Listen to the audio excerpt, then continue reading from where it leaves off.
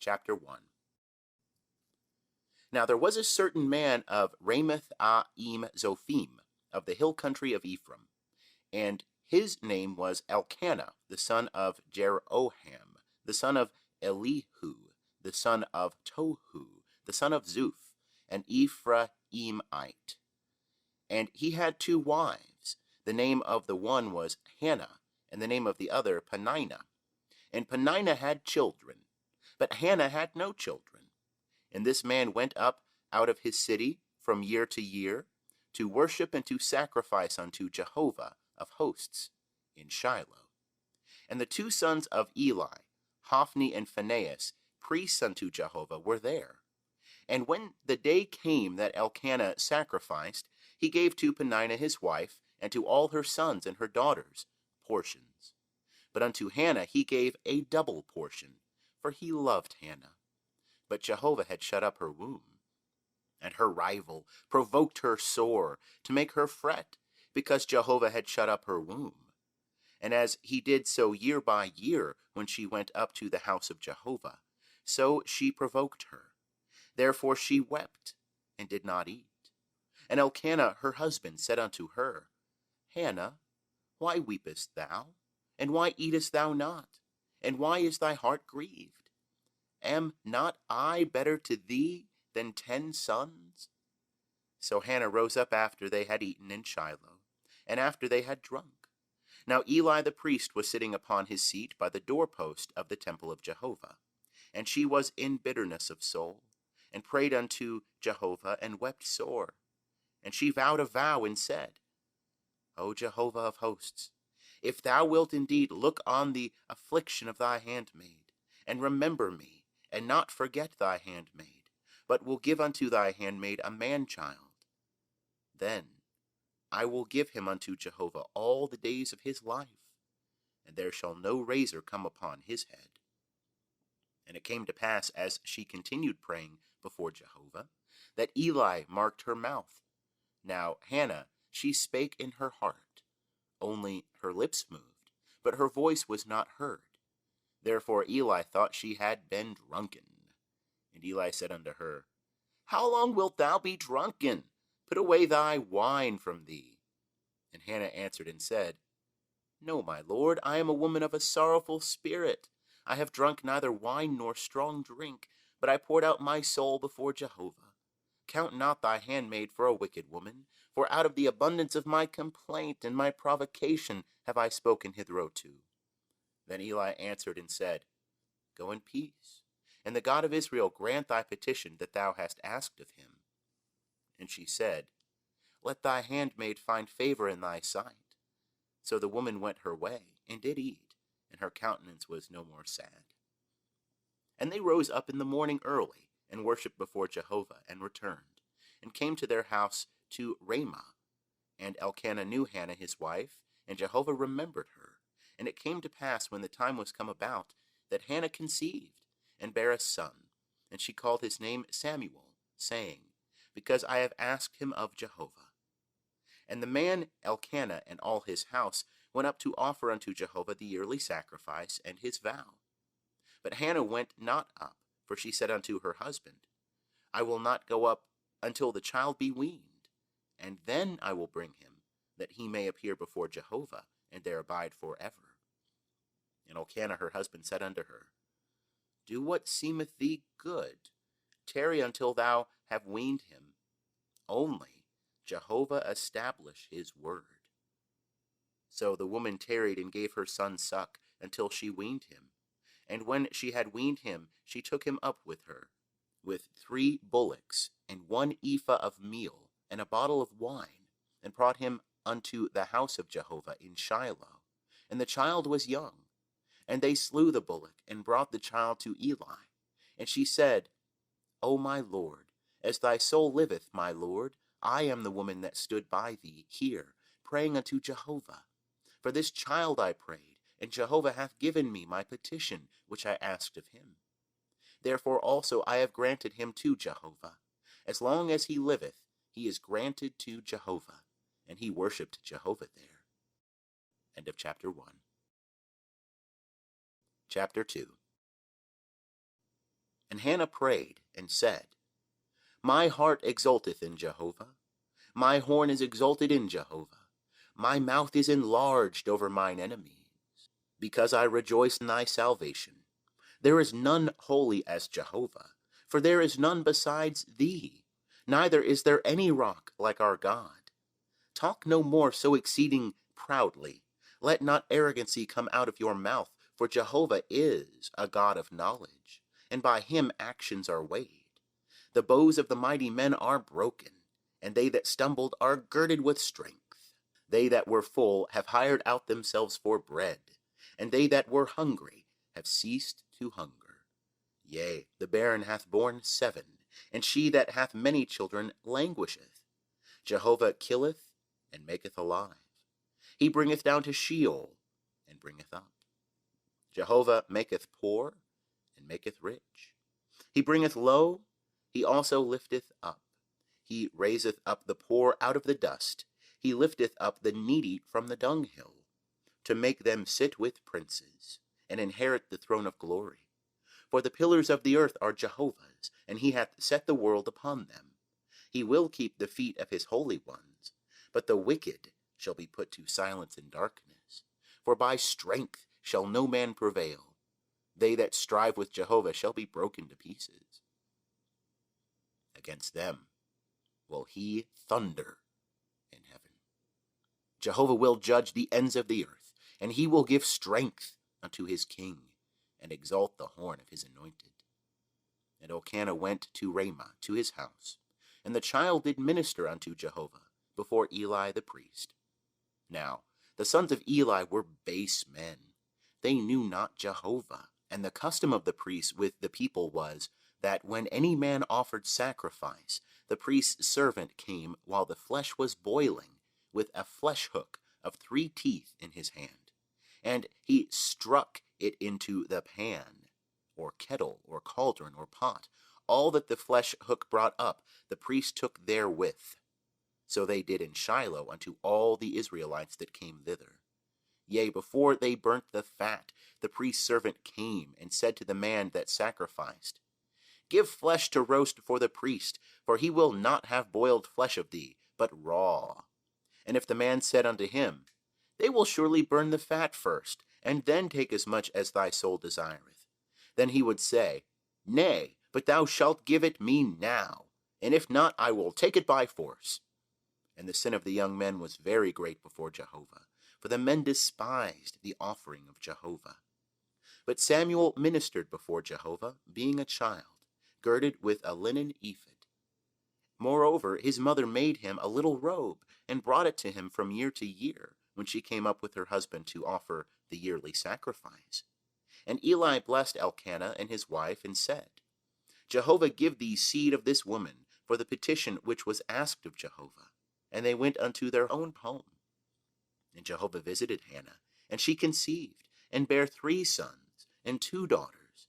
And the child Samuel grew before Jehovah. Now Eli was very old, and he heard all that his sons did unto all Israel, and how that they lay with the women that did service at the door of the tent of meeting. And he said unto them, Why do ye such things? For I hear of your evil dealings from all this people. Nay, my sons, for it is no good report that I hear. Ye make Jehovah's people to transgress. If one man sin against another, God shall judge him. But if a man sin against Jehovah, who shall entreat for him?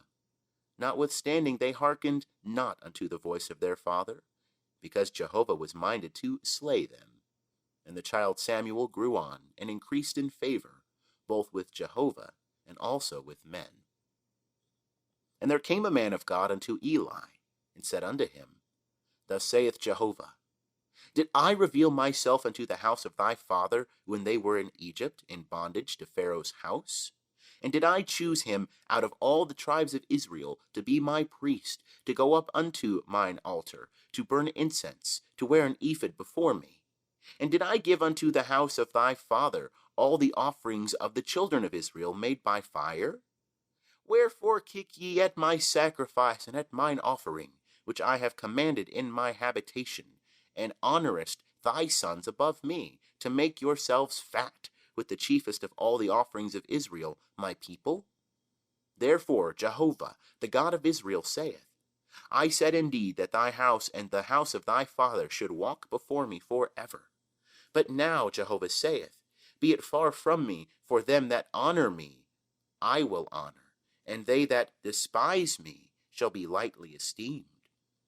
Behold, the days come that I will cut off thine arm, and the arm of thy father's house, that there shall not be an old man in thy house. And thou shalt behold the affliction of my habitation, and all the wealth which God shall give Israel. And there shall not be an old man in thy house forever. And the man of thine whom I shall not cut off from mine altar shall be to consume thine eyes, and to grieve thy heart, and all the increase of thy house shall die in the flower of their age. And this shall be the sign unto thee, that shall come upon thy two sons, on Hophni and Phinehas. In one day they shall die, both of them. And I will raise me up a faithful priest, that shall do according to that which is in my heart and in my mind. And I will build him a sure house, and he shall walk before mine anointed forever. And it shall come to pass that every one that is left in thy house shall come and bow down to him for a piece of silver and a loaf of bread, and shall say, Put me, I pray thee, into one of the priest's offices, that I may eat a morsel of bread. End of chapter 2. Chapter 3.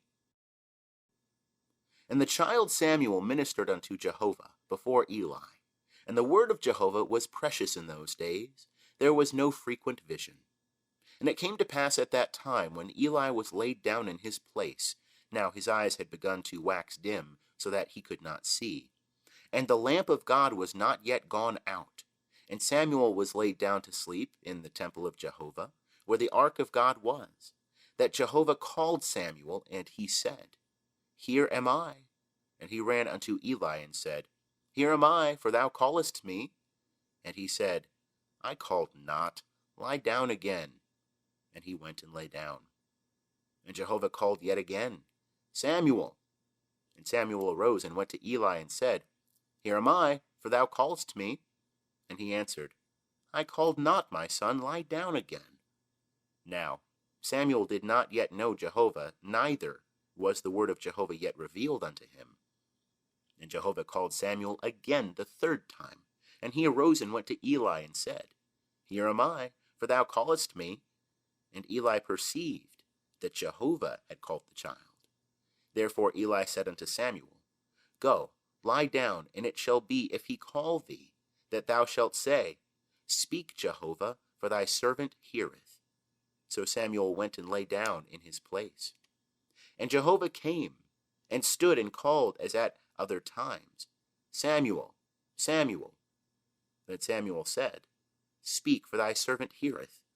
And Jehovah said to Samuel, Behold, I will do a thing in Israel, at which both the ears of every one that heareth it shall tingle.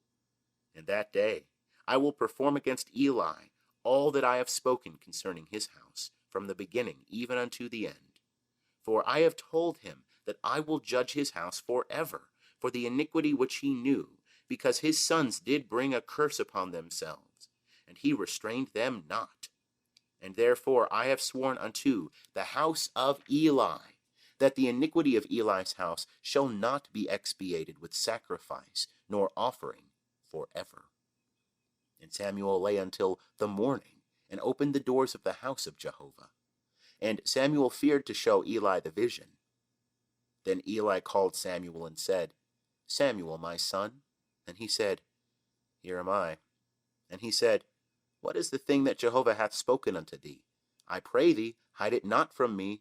God do so to thee, and more also, if thou hide anything from me of all the things that he spake unto thee. And Samuel told him every whit, and hid nothing from him. And he said, It is Jehovah. Let him do what seemeth him good. And Samuel grew, and Jehovah was with him, and did let none of his words fall to the ground. And all Israel from Dan even to Beersheba knew that Samuel was established to be a prophet of Jehovah. And Jehovah appeared again in Shiloh, for Jehovah revealed himself to Samuel in Shiloh by the word of Jehovah. End of chapter 3.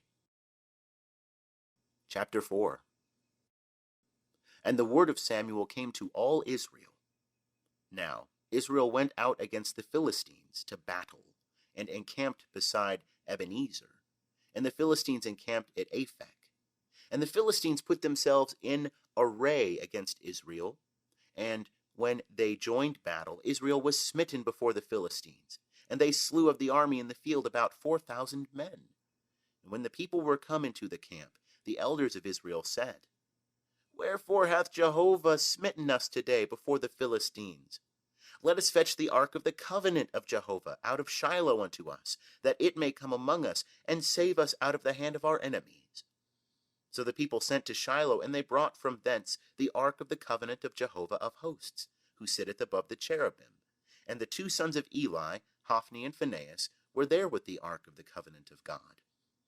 And when the ark of the covenant of Jehovah came into the camp, all Israel shouted with a great shout, so that the earth rang again. And when the Philistines heard the noise of the shout, they said, What meaneth the noise of this great shout in the camp of the Hebrews? And they understood that the ark of Jehovah was come into the camp. And the Philistines were afraid, for they said, God is come into the camp. And they said, Woe unto us, for there hath not been such a thing heretofore. Woe unto us, who shall deliver us out of the hand of these mighty gods? These are the gods that smote the Egyptians with all manner of plagues in the wilderness. Be strong, and quit yourselves like men, O ye Philistines, that ye be not servants unto the Hebrews, as they have been to you. Quit yourselves like men, and fight. And the Philistines fought, and Israel was smitten, and they fled every man to his tent. And there was a very great slaughter, for there fell of Israel 30,000 footmen. And the ark of God was taken, and the 2 sons of Eli, Hophni and Phinehas, were slain. And there ran a man of Benjamin out of the army, and came to Shiloh the same day, with his clothes rent, and with earth upon his head. And when he came, lo, Eli was sitting upon his seat by the wayside, watching, for his heart trembled for the ark of God. And when the man came into the city and told it, all the city cried out. And when Eli heard the noise of the crying, he said, What meaneth the noise of this tumult? And the man hasted, and came and told Eli. Now Eli was 98 years old, and his eyes were set, so that he could not see. And the man said unto Eli, I am he that came out of the army, and I fled today out of the army. And he said, How went the matter, my son? And he that brought the tidings answered and said, Israel is fled before the Philistines, and there hath been also a great slaughter among the people. And thy 2 sons also, Hophni and Phinehas, are dead, and the ark of God is taken. And it came to pass, when he made mention of the ark of God, that Eli fell from off his seat backward by the side of the gate, and his neck brake, and he died, for he was an old man, and heavy, and he had judged Israel 40 years. And his daughter-in-law, Phinehas' wife, was with child, near to be delivered. And when she heard the tidings that the ark of God was taken, and that her father-in-law and her husband were dead, she bowed herself and brought forth, for her pains came upon her.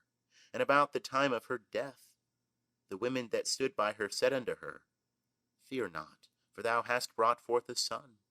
But she answered not, neither did she regard it.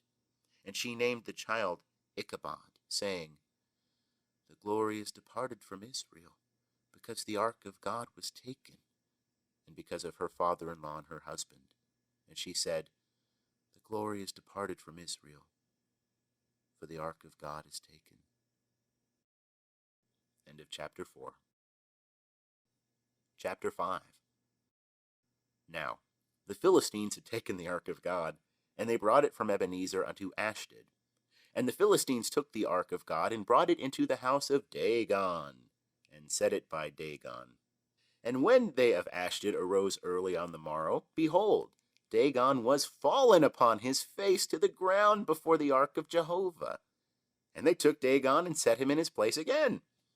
And when they arose early on the morrow morning, Behold, Dagon was fallen upon his face to the ground before the ark of Jehovah, and the head of Dagon and both the palms of his hands lay cut off upon the threshold. Only the stump of Dagon was left to him. Therefore neither the priests of Dagon nor any that come into Dagon's house tread on the threshold of Dagon in Ashdod unto this day. But the hand of Jehovah was heavy upon them of Ashdod, and he destroyed them, and smote them with tumors, even Ashdod and the borders thereof. And when the men of Ashdod saw that it was so, they said, The ark of the God of Israel shall not abide with us, for his hand is sore upon us, and upon Dagon our God. They sent therefore and gathered all the lords of the Philistines unto them, and said, What shall we do with the ark of the God of Israel? And they answered, Let the ark of the God of Israel be carried about unto Gath. And they carried the ark of the God of Israel thither. And it was so, that after they had carried it about, the hand of Jehovah was against the city, with a very great discomfiture. And he smote the men of the city, both small and great, and tumors brake out upon them. So they sent the ark of God to Ekron. And it came to pass, as the ark of God came to Ekron, that the Ekronites cried out, saying, They have brought about the ark of the God of Israel to us, to slay us and our people. They sent therefore and gathered together all the lords of the Philistines, and they said, Send away the ark of the God of Israel, and let it go again to its own place, that it slay us not and our people. For there was a deadly discomfiture throughout all the city. The hand of God was very heavy there. And the men that died not were smitten with the tumors, and the cry of the city went up to heaven. End of chapter 5. Chapter 6. And the ark of Jehovah was in the country of the Philistines 7 months. And the Philistines called for the priests and the diviners, saying, What shall we do with the ark of Jehovah? Show us wherewith we shall send it to its place. And they said, If ye send away the ark of the God of Israel, send it not empty, but by all means return him a trespass offering. Then ye shall be healed, and it shall be known to you why his hand is not removed from you. Then said they, What shall be the trespass offering, which we shall return to him? And they said, 5 golden tumors, and 5 golden mice, according to the number of the lords of the Philistines. For one plague was on you all, and on your lords. Wherefore ye shall make images of your tumors, and images of your mice, that mar the land. And ye shall give glory unto the God of Israel. Peradventure he will lighten his hand from off you, and from off your gods, and from off your land. Wherefore then do ye harden your hearts, as the Egyptians and Pharaoh hardened their hearts? When he had wrought wonderfully among them, did they not let the people go, and they departed? Now therefore take and prepare you a new cart, and 2 milch kine, on which there hath come no yoke, and tie the kine to the cart, and bring their calves home from them. And take the ark of Jehovah, and lay it upon the cart, and put the jewels of gold, which ye return him for a trespass offering, in a coffer by the side thereof, and send it away that it may go. And see, if it goeth up by the way of its own border to Beth Shemesh, then he hath done us this great evil. But if not, then we shall know that it is not his hand that smote us, it was a chance that happened to us. And the men did so, and took 2 milch kine, and tied them to the cart, and shut up their calves at home. And they put the ark of Jehovah upon the cart, and the coffer with the mice of gold, and the images of their tumors. And the kine took the straight way by the way to Beth Shemesh. They went along the highway, lowing as they went, and turned not aside to the right hand or to the left. And the lords of the Philistines went after them unto the border of Beth Shemesh. And they of Beth Shemesh were reaping their wheat harvest in the valley. And they lifted up their eyes, and saw the ark, and rejoiced to see it. And the cart came into the field of Joshua the Bethshemite, and stood there, where there was a great stone. And they clave the wood of the cart, and offered up the kine for a burnt offering unto Jehovah. And the Levites took down the ark of Jehovah, and the coffer that was with it, wherein the jewels of gold were, and put them on the great stone. And the men of Beth Shemesh offered burnt offerings, and sacrificed sacrifices the same day unto Jehovah. And when the 5 lords of the Philistines had seen it, they returned to Ekron the same day. And these are the golden tumors which the Philistines returned for a trespass offering unto Jehovah. For Ashdod 1, for Gaza 1, for Ashkelon 1, for Gath 1, for Ekron 1. And the golden mice according to the number of all the cities of the Philistines belonging to the 5 lords, both of fortified cities and of country villages, even unto the great stone whereon they set down the ark of Jehovah, which stone remaineth unto this day, in the field of Joshua the Beth-Shemite. And he smote of the men of Beth-Shemesh, because they had looked into the ark of Jehovah. He smote of the people 70 men, and 50,000 men. And the people mourned, because Jehovah had smitten the people with a great slaughter. And the men of Beth-Shemesh said, Who is able to stand before Jehovah, this holy God? And to whom shall he go up from us? And they sent messengers to the inhabitants of Kiriath-Jearim, saying, The Philistines have brought back the ark of Jehovah. Come ye down, and fetch it up to you. End of chapter 6. Chapter 7. And the men of Kiriath-Jearim came, and fetched up the ark of Jehovah, and brought it into the house of Abinadab in the hill, and sanctified Eleazar his son to keep the ark of Jehovah. And it came to pass from the day that the ark abode in Kiriath-Jearim, that the time was long, for it was 20 years, and all the house of Israel lamented after Jehovah. And Samuel spake unto all the house of Israel, saying, If ye do return unto Jehovah with all your heart, then put away the foreign gods and the Ashtaroth from among you, and direct your hearts unto Jehovah, and serve him only, and he will deliver you out of the hand of the Philistines. Then the children of Israel did put away the Baalim and the Ashtaroth, and served Jehovah only. And Samuel said, Gather all Israel to Mizpah, and I will pray for you unto Jehovah. And they gathered together to Mizpah, and drew water, and poured it out before Jehovah, and fasted on that day, and said there, We have sinned against Jehovah. And Samuel judged the children of Israel in Mizpah. And when the Philistines heard that the children of Israel were gathered together to Mizpah, the lords of the Philistines went up against Israel. And when the children of Israel heard it, they were afraid of the Philistines. And the children of Israel said to Samuel, Cease not to cry unto Jehovah our God for us, that he will save us out of the hand of the Philistines. And Samuel took a sucking lamb, and offered it for a whole burnt offering unto Jehovah. And Samuel cried unto Jehovah for Israel, and Jehovah answered him. And as Samuel was offering up the burnt offering, the Philistines drew near to battle against Israel. But Jehovah thundered with a great thunder on that day upon the Philistines, and discomfited them, and they were smitten down before Israel. And the men of Israel went out of Mizpah, and pursued the Philistines, and smote them, until they came under Beth-kar.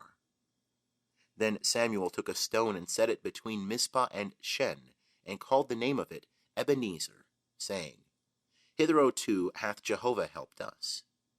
So the Philistines were subdued, and they came no more within the border of Israel. And the hand of Jehovah was against the Philistines all the days of Samuel. And the cities which the Philistines had taken from Israel were restored to Israel, from Ekron even unto Gath. And the border thereof did Israel deliver out of the hand of the Philistines. And there was peace between Israel and the Amorites. And Samuel judged Israel all the days of his life, and he went from year to year in circuit to Bethel and Gilgal and Mizpah, and he judged Israel in all those places. And his return was to Ramah, for there was his house, and there he judged Israel, and he built there an altar unto Jehovah. End of chapter 7. Chapter 8. And it came to pass, when Samuel was old, that he made his sons judges over Israel. Now the name of his firstborn was Joel, and the name of his second Abijah. They were judges in Beersheba. And his sons walked not in his ways, but turned aside after lucre, and took bribes and perverted justice. Then all the elders of Israel gathered themselves together, and came to Samuel unto Ramah, and they said unto him, Behold, thou art old, and thy sons walk not in thy ways. Now make us a king to judge us like all the nations. But the thing displeased Samuel when they said, Give us a king to judge us. And Samuel prayed unto Jehovah, and Jehovah said unto Samuel, Hearken unto the voice of the people in all that they say unto thee, for they have not rejected thee, but they have rejected me, that I should not be king over them, according to all the works which they have done, since the day that I brought them up out of Egypt, even unto this day, in that they have forsaken me, and served other gods, so do they also unto thee.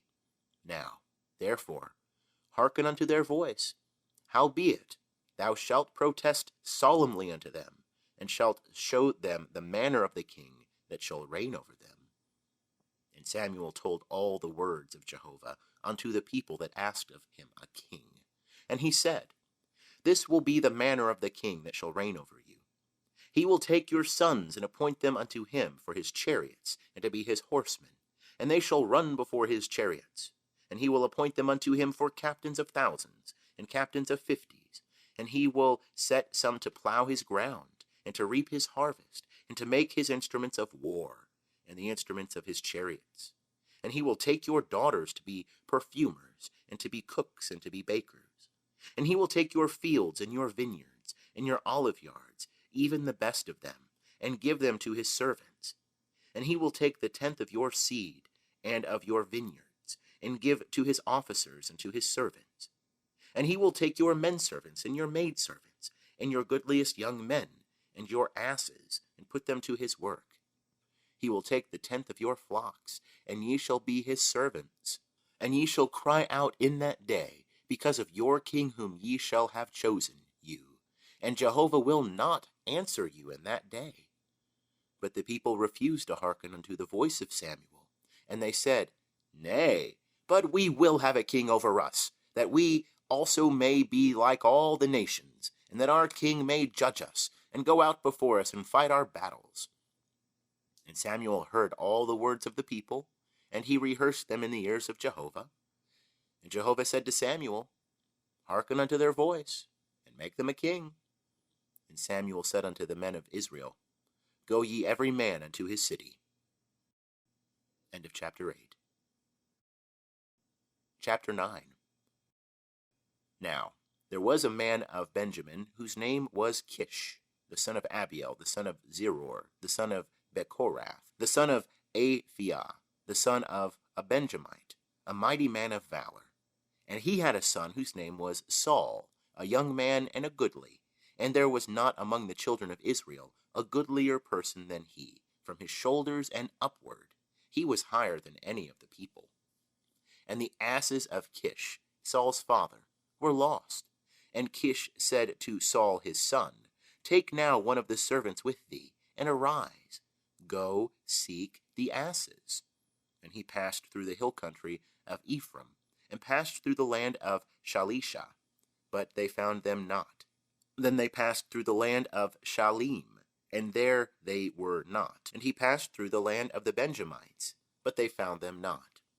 When they were come to the land of Zuph, Saul said to his servant that was with him, Come and let us return, lest my father leave off caring for the asses, and be anxious for us.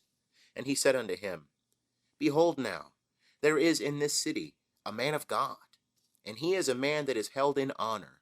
All that he saith cometh surely to pass.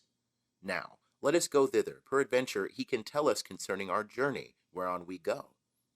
Then said Saul to his servant, But, behold, if we go, what shall we bring the man? For the bread is spent in our vessels, and there is not a present to bring to the man of God. What have we? And the servant answered Saul again, and said, Behold, I have in my hand the fourth part of a shekel of silver. That will I give to the man of God, to tell us our way. Before time in Israel, when a man went to inquire of God, thus he said, Come and let us go to the seer. For he that is now called a prophet was before time called a seer. Then said Saul to his servant, Well said, come, let us go. So they went unto the city where the man of God was. As they went up the ascent to the city, they found young maidens going out to draw water, and said unto them, Is the seer here? And they answered them and said, He is. Behold, he is before thee. Make haste now, for he is come today into the city. For the people have a sacrifice today in the high place. As soon as ye are come into the city, ye shall straightway find him, before he goeth up to the high place to eat. For the people will not eat until he come, because he doth bless the sacrifice, and afterwards they eat that are bidden. Now, therefore, get you up, for at this time ye shall find him. And they went up to the city. And as they came within the city, behold, Samuel came out toward them, to go up to the high place. Now, Jehovah had revealed unto Samuel a day before Saul came, saying, Tomorrow about this time I will send thee a man out of the land of Benjamin, and thou shalt anoint him to be prince over my people Israel. And he shall save my people out of the hand of the Philistines. For I have looked upon my people, because their cry is come unto me. And when Samuel saw Saul, Jehovah said unto him, Behold, the man of whom I spake to thee, the same shall have authority over my people. Then Saul drew near to Samuel in the gate, and said, Tell me, I pray thee, where the seer's house is? And Samuel answered Saul and said, I am the seer. Go up before me unto the high place, for ye shall eat with me today, and in the morning I will let thee go, and will tell thee all that is in thy heart. And as for thine asses that were lost 3 days ago, set not thy mind on them, for they are found. And for whom is all that is desirable in Israel? Is it not for thee and for all thy father's house? And Saul answered and said, Am not I a Benjamite of the smallest of the tribes of Israel? And my family the least of all the families of the tribe of Benjamin? Wherefore then speakest thou to me after this manner? And Samuel took Saul and his servant, and brought them into the guest chamber, and made them sit in the chiefest place among them that were bidden, who were about 30 persons. And Samuel said unto the cook, Bring the portion which I gave thee, of which I said unto thee, Set it by thee. And the cook took up the thigh, and that which was upon it, and set it before Saul. And Samuel said, Behold, that which hath been reserved, set it before thee, and eat, because unto the appointed time hath it been kept for thee. For I said, I have invited the people. So Saul did eat with Samuel that day. And when they were come down from the high place into the city, he communed with Saul upon the housetop. And they arose early, and it came to pass about the spring of the day that Samuel called to Saul on the housetop, saying, Up, that I may send thee away. And Saul arose, and they went out both of them, he and Samuel abroad. As they were going down at the end of the city, Samuel said to Saul, Bid the servant pass on before us. And he passed on. But stand thou still first, that I may cause thee to hear the word of God. End of chapter 9. Chapter 10. Then Samuel took the vial of oil, and poured it upon his head, and kissed him, and said, Is it not that Jehovah hath anointed thee to be prince over his inheritance? When thou art departed from me today, then thou shalt find 2 men by Rachel's sepulchre, in the border of Benjamin at Zelzah. And they will say unto thee, The asses which thou wentest to seek are found, and lo, thy father hath left off caring for the asses, and is anxious for you, saying, What shall I do for my son? Then shalt thou go on forward from thence, and thou shalt come to the oak of Tabor, and there shall meet thee there 3 men going up to God to Bethel, one carrying 3 kids, and another carrying 3 loaves of bread, and another carrying a bottle of wine. And they will salute thee, and give thee 2 loaves of bread, which thou shalt receive of their hand. After that thou shalt come to the hill of God, where is the garrison of the Philistines. And it shall come to pass, when thou art come thither to the city, that thou shalt meet a band of prophets coming down from the high place, with a psaltery, and a timbrel, and a pipe, and a harp before them. And they will be prophesying, and the Spirit of Jehovah will come mightily upon thee, and thou shalt prophesy with them, and shalt be turned into another man. And let it be, when these signs are come unto thee, that thou do as occasion shall serve thee, for God is with thee. And thou shalt go down before me to Gilgal, and behold, I will come down unto thee, to offer burnt offerings, and to sacrifice sacrifices of peace offerings. 7 days shalt thou tarry, till I come unto thee, and show thee what thou shalt do. And it was so, that when he had turned his back to go from Samuel, God gave him another heart, and all those signs came to pass that day. And when they came thither to the hill, behold, a band of prophets met him, and the Spirit of God came mightily upon him, and he prophesied among them. And it came to pass, when all that knew him beforetime saw that, behold, he prophesied with the prophets. Then the people said one to another, What is this that is come unto the son of Kish? Is Saul also among the prophets? And one of the same place answered and said, And who is their father? Therefore it became a proverb, Is Saul also among the prophets? And when he had made an end of prophesying, he came to the high place. And Saul's uncle said unto him and to his servant, Whither went ye? And he said, To seek the asses. And when we saw that they were not found, we came to Samuel. And Saul's uncle said, Tell me, I pray thee, what Samuel said unto you. And Saul said unto his uncle, He told us plainly that the asses were found.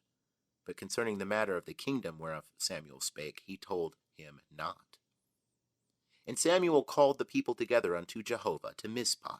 And he said unto the children of Israel, Thus saith Jehovah, the God of Israel, I brought up Israel out of Egypt, and I delivered you out of the hand of the Egyptians, and out of the hand of all the kingdoms that oppressed you. But ye have this day rejected your God, who himself saveth you out of all your calamities and your distresses. And ye have said unto him, Nay, but set a king over us. Now therefore present yourselves before Jehovah by your tribe, and by your thousands. So Samuel brought all the tribes of Israel near, and the tribe of Benjamin was taken. And he brought the tribe of Benjamin near by their families. And the family of the Matrites was taken, and Saul the son of Kish was taken. But when they sought him, he could not be found. Therefore they asked of Jehovah further, Is there yet a man to come hither? And Jehovah answered, Behold, he hath hid himself among the baggage. And they ran and fetched him thence. And when he stood among the people, he was higher than any of the people from his shoulders and upward. And Samuel said to all the people, See ye him whom Jehovah hath chosen, that there is none like him among all the people. And all the people shouted and said, Long live the king! Then Samuel told the people the manner of the kingdom, and wrote it in a book, and laid it up before Jehovah. And Samuel sent all the people away, every man to his house. And Saul also went to his house to Gibeah, and there went with him the host whose hearts God had touched. But certain worthless fellows said, How shall this man save us? And they despised him, and brought him no present, but he held his peace. End of chapter 10. Chapter 11. Then Nahash the Ammonite came up, and encamped against Jabesh Gilead. And all the men of Jabesh said unto Nahash, Make a covenant with us, and we will serve thee. And Nahash the Ammonite said unto them, On this condition will I make it with you, that all your right eyes be put out, and I will lay it for a reproach upon all Israel. And the elders of Jabesh said unto him, Give us 7 days' respite, that we may send messengers unto all the borders of Israel. And then, if there be none to save us, we will come out to thee. Then came the messengers to Gibeah of Saul, and spake these words in the ears of the people. And all the people lifted up their voice, and wept. And behold, Saul came following the oxen out of the field. And Saul said, What aileth the people that they weep? And they told him the words of the men of Jabesh. And the Spirit of God came mightily upon Saul when he heard those words, and his anger was kindled greatly. And he took a yoke of oxen, and cut them in pieces, and sent them throughout all the borders of Israel, by the hand of messengers, saying, Whosoever cometh not forth after Saul and after Samuel, so shall it be done unto his oxen. And the dread of Jehovah fell on the people, and they came out as one man. And he numbered them in Bezek, and the children of Israel were 300,000, and the men of Judah 30,000. And they said unto the messengers that came, Thus shall ye say unto the men of Jabesh Gilead, Tomorrow by the time the sun is hot, ye shall have deliverance. And the messengers came and told the men of Jabesh, and they were glad. Therefore the men of Jabesh said, Tomorrow we will come out unto you, and ye shall do with us all that seemeth good unto you.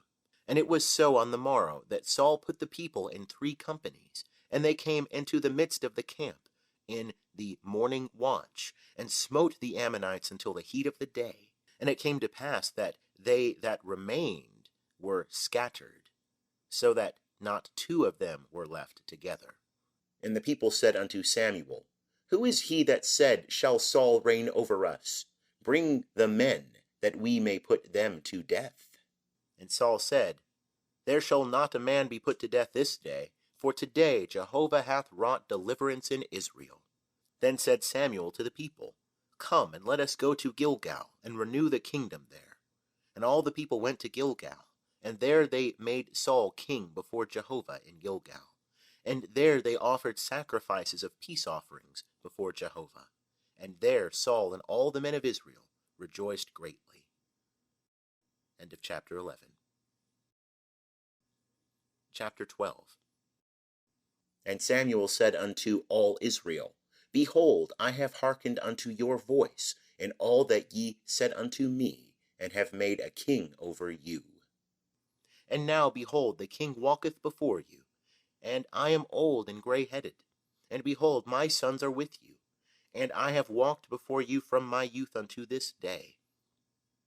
Here I am. Witness against me before Jehovah, and before his anointed. Whose ox have I taken? Or whose ass have I taken? Or whom have I defrauded? Whom have I oppressed? Or of whose hand have I taken a ransom to blind mine eyes therewith? And I will restore it you. And they said, Thou hast not defrauded us, nor oppressed us, neither hast thou taken aught of any man's hand. And he said unto them, Jehovah is witness against you, and his anointed is witness this day, that ye have not found aught in my hand. And they said, He is witness. And Samuel said unto the people, It is Jehovah that appointed Moses and Aaron, and that brought your fathers up out of the land of Egypt. Now therefore stand still, that I may plead with you before Jehovah concerning all the righteous acts of Jehovah, which he did to you and to your fathers. When Jacob was come into Egypt, and your fathers cried unto Jehovah, then Jehovah sent Moses and Aaron, who brought forth your fathers out of Egypt, and made them to dwell in this place. But they forgat Jehovah their God, and he sold them into the hand of Sisera, captain of the host of Hazor, and into the hand of the Philistines, and into the hand of the king of Moab.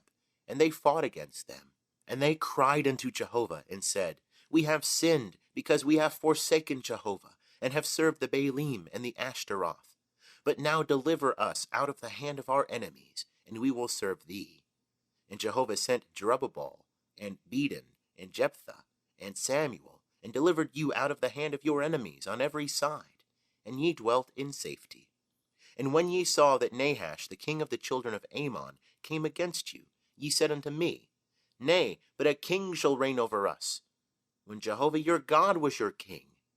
Now therefore, behold, the king whom ye have chosen, and whom ye have asked for, and behold, Jehovah hath set a king over you. If ye will fear Jehovah, and serve him, and hearken unto his voice, and not rebel against the commandment of Jehovah, and both ye and also the king that reigneth over you be followers of Jehovah your God, well. But if ye will not hearken unto the voice of Jehovah, but rebel against the commandment of Jehovah, then will the hand of Jehovah be against you, as it was against your fathers. Now, therefore stand still and see this great thing, which Jehovah will do before your eyes. Is it not wheat harvest today? I will call unto Jehovah, that he may send thunder and rain, and ye shall know and see that your wickedness is great, which ye have done in the sight of Jehovah, in asking you a king. So Samuel called unto Jehovah, and Jehovah sent thunder and rain that day, and all the people greatly feared Jehovah and Samuel. And all the people said unto Samuel, Pray for thy servants unto Jehovah thy God, that we die not. For we have added unto all our sins this evil to ask us a king. And Samuel said unto the people, Fear not, ye have indeed done all this evil. Yet turn not aside from following Jehovah, but serve Jehovah with all your heart, and turn ye not aside, for then would ye go after vain things, which cannot profit nor deliver, for they are vain. For Jehovah will not forsake his people for his great name's sake, because it hath pleased Jehovah to make you a people unto himself. Moreover, as for me, far be it from me that I should sin against Jehovah in ceasing to pray for you. But I will instruct you in the good and the right way. Only fear Jehovah, and serve him in truth with all your heart. For consider how great things he hath done for you. But if ye shall still do wickedly, ye shall be consumed, both ye and your king. End of chapter 12.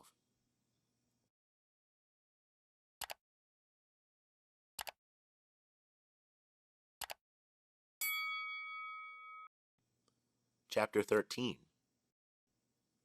Saul was 40 years old when he began to reign, and when he had reigned 2 years over Israel, Saul chose him 3,000 men of Israel, whereof 2,000 were with Saul in Michmash in the mount of Bethel, and 1,000 were with Jonathan in Gibeah of Benjamin.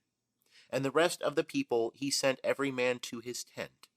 And Jonathan smote the garrison of the Philistines that was in Geba, and the Philistines heard of it. And Saul blew the trumpet throughout all the land, saying, Let the Hebrews hear. And all Israel heard say that Saul had smitten the garrison of the Philistines, and also that Israel was had in abomination with the Philistines. And the people were gathered together after Saul to Gilgal.